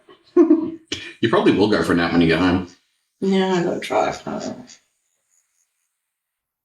I mean, after you get home, not before you get home. I don't want you napping while you're driving. You aren't driving with Tesla. Are you? When I first saw someone napping while driving a Tesla, I'm like, oh my god. All it's going to take is one system update and you're fucked. Now, there was that lady who got trapped in her Tesla for like 45 minutes while it was doing a system update. She couldn't even unlock the door. It was like a 40-degree day or something. That's when you know technology's gone too far, when you can't open your car door because it has to do a damn system update.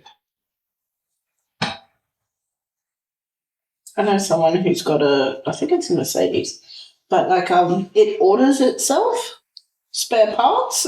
Oh, so when it needs new tires. It registers when it's like running low. On it orders itself. I'm like, could you imagine thinking you got X amount of money in your account and oh no, the car's just ordered itself some new tires. It's like, I need new tires. You know how easy it would be for Mercedes to program it? It's like, oh, it doesn't quite need it, but like they're stupid enough to believe it. It's like, ooh, this nifty new feature means I don't have to push any buttons. Well, now we've got Elon Musk's iRobot robots. Yeah, no, they scare me. They terrify me. If I saw one... That's more scary than the China dolls. Oh, yeah.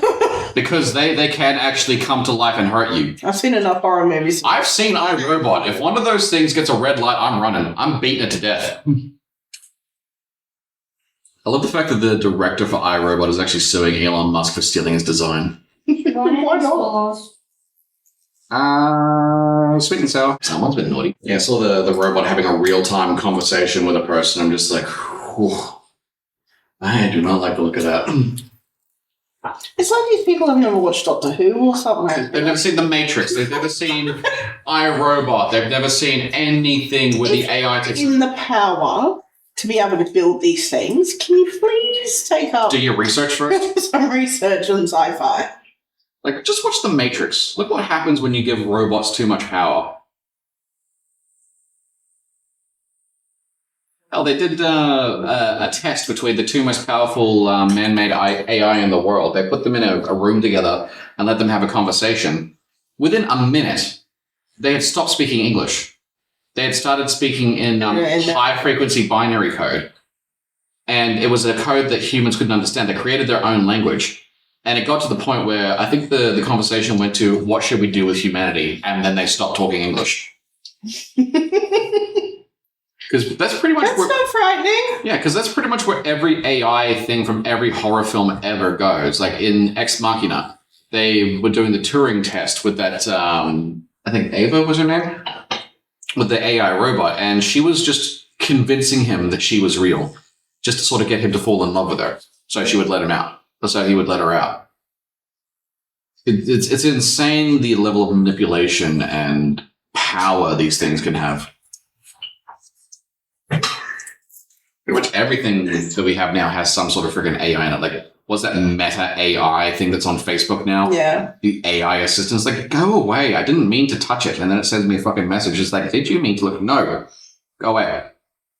But what gets me is I'll be talking, say I'm talking to you, right? Oh, you go And your then Facebook page. It will start sending me adverts for things that we were talking about. I'm like, how do you know? Mm-hmm. Like, I get it if I start Googling something. Start sending me ads. But I didn't. Or you'll go on Amazon and you'll look for something, but you won't buy anything, and then your entire Facebook feed is nothing but the things you were looking at. Yeah. Like, I was talking to a client about car parts, and I am not a car person. I don't search car things because I am not a tech head.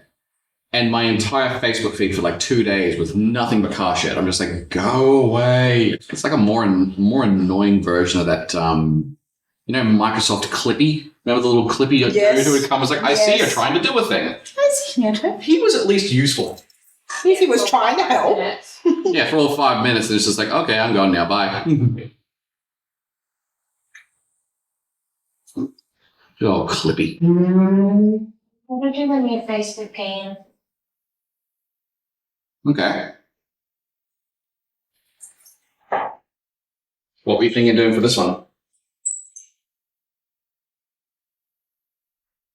How many spider webs can you find in this picture? You want to do like a hidden one? Come into my web, set spider to the fly. And we have to release an Edward Scissorhands piece. Oh, okay. Because he won the, He won the game. Cool. I like Edward Scissorhands. Mm. To me, it's romance. It's kind of like a more messed up Pinocchio if you think about it. Yeah. How does he wipe? Carefully. That's pretty much the answer to the question. And I'm sorry, like, what convinced his creator to be like, okay, but he doesn't have hands, so what can I give him that will be useful? I know, scissors. Well, they were more useful. Yeah, except if you wanted to pick up something. He's a good hedge trimmer, that's for sure. He managed just fine. Yeah. In other words, you're just saying a pair of tongs wouldn't have gone astray. Yeah. He could have done like an Inspector Gadget, like he could have one of his fingers be a pair of scissors, he could have one of his fingers be a fork. He's a Swiss Army knife. Edward Swiss Army knife.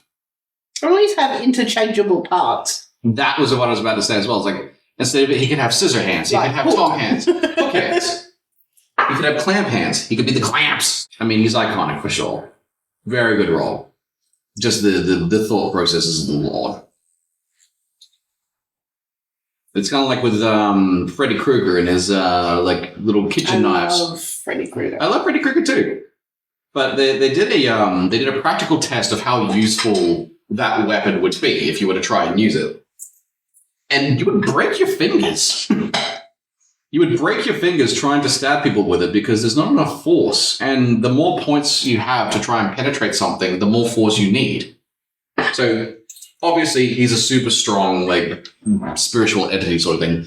But an actual person trying to use those things effectively? Nah. See, at least Jason But has it a looks machete. cool. It does. Exactly. And that's It's a cool thing. Something you can't control. You need to slay. Exactly. It's one of those things where it's like, it's fashion over function. It's the high heels Stop reading into it, Alex. Stop dissecting things. Ruin my childhood memories. I'm not trying to ruin them. You did it with Lion King. Why didn't Mufasa land on his feet? What? He's a cat. Why didn't he land on his feet? Oh, that's fun. All right. And we're done. The 60 Witch is alive. What's her name going to be? Glinda? That makes sense. That's for good lips. Yeah, she's a sexy witch. Okay, so if she's a sexy witch, what would a sexy witch's name be? I don't know. What was that? Martha. Martha? There you go. She's Martha. Sup, Martha? So, Sup, Martha fuckers? Oh. Alright, I'll move this out of the way. And you can have a look at her. oh, she's awesome. She's about hot. And she's all done. Martha's looking sexy. Alright. Want to thank our lovely witch right here for it. She's done very well today. Thank you.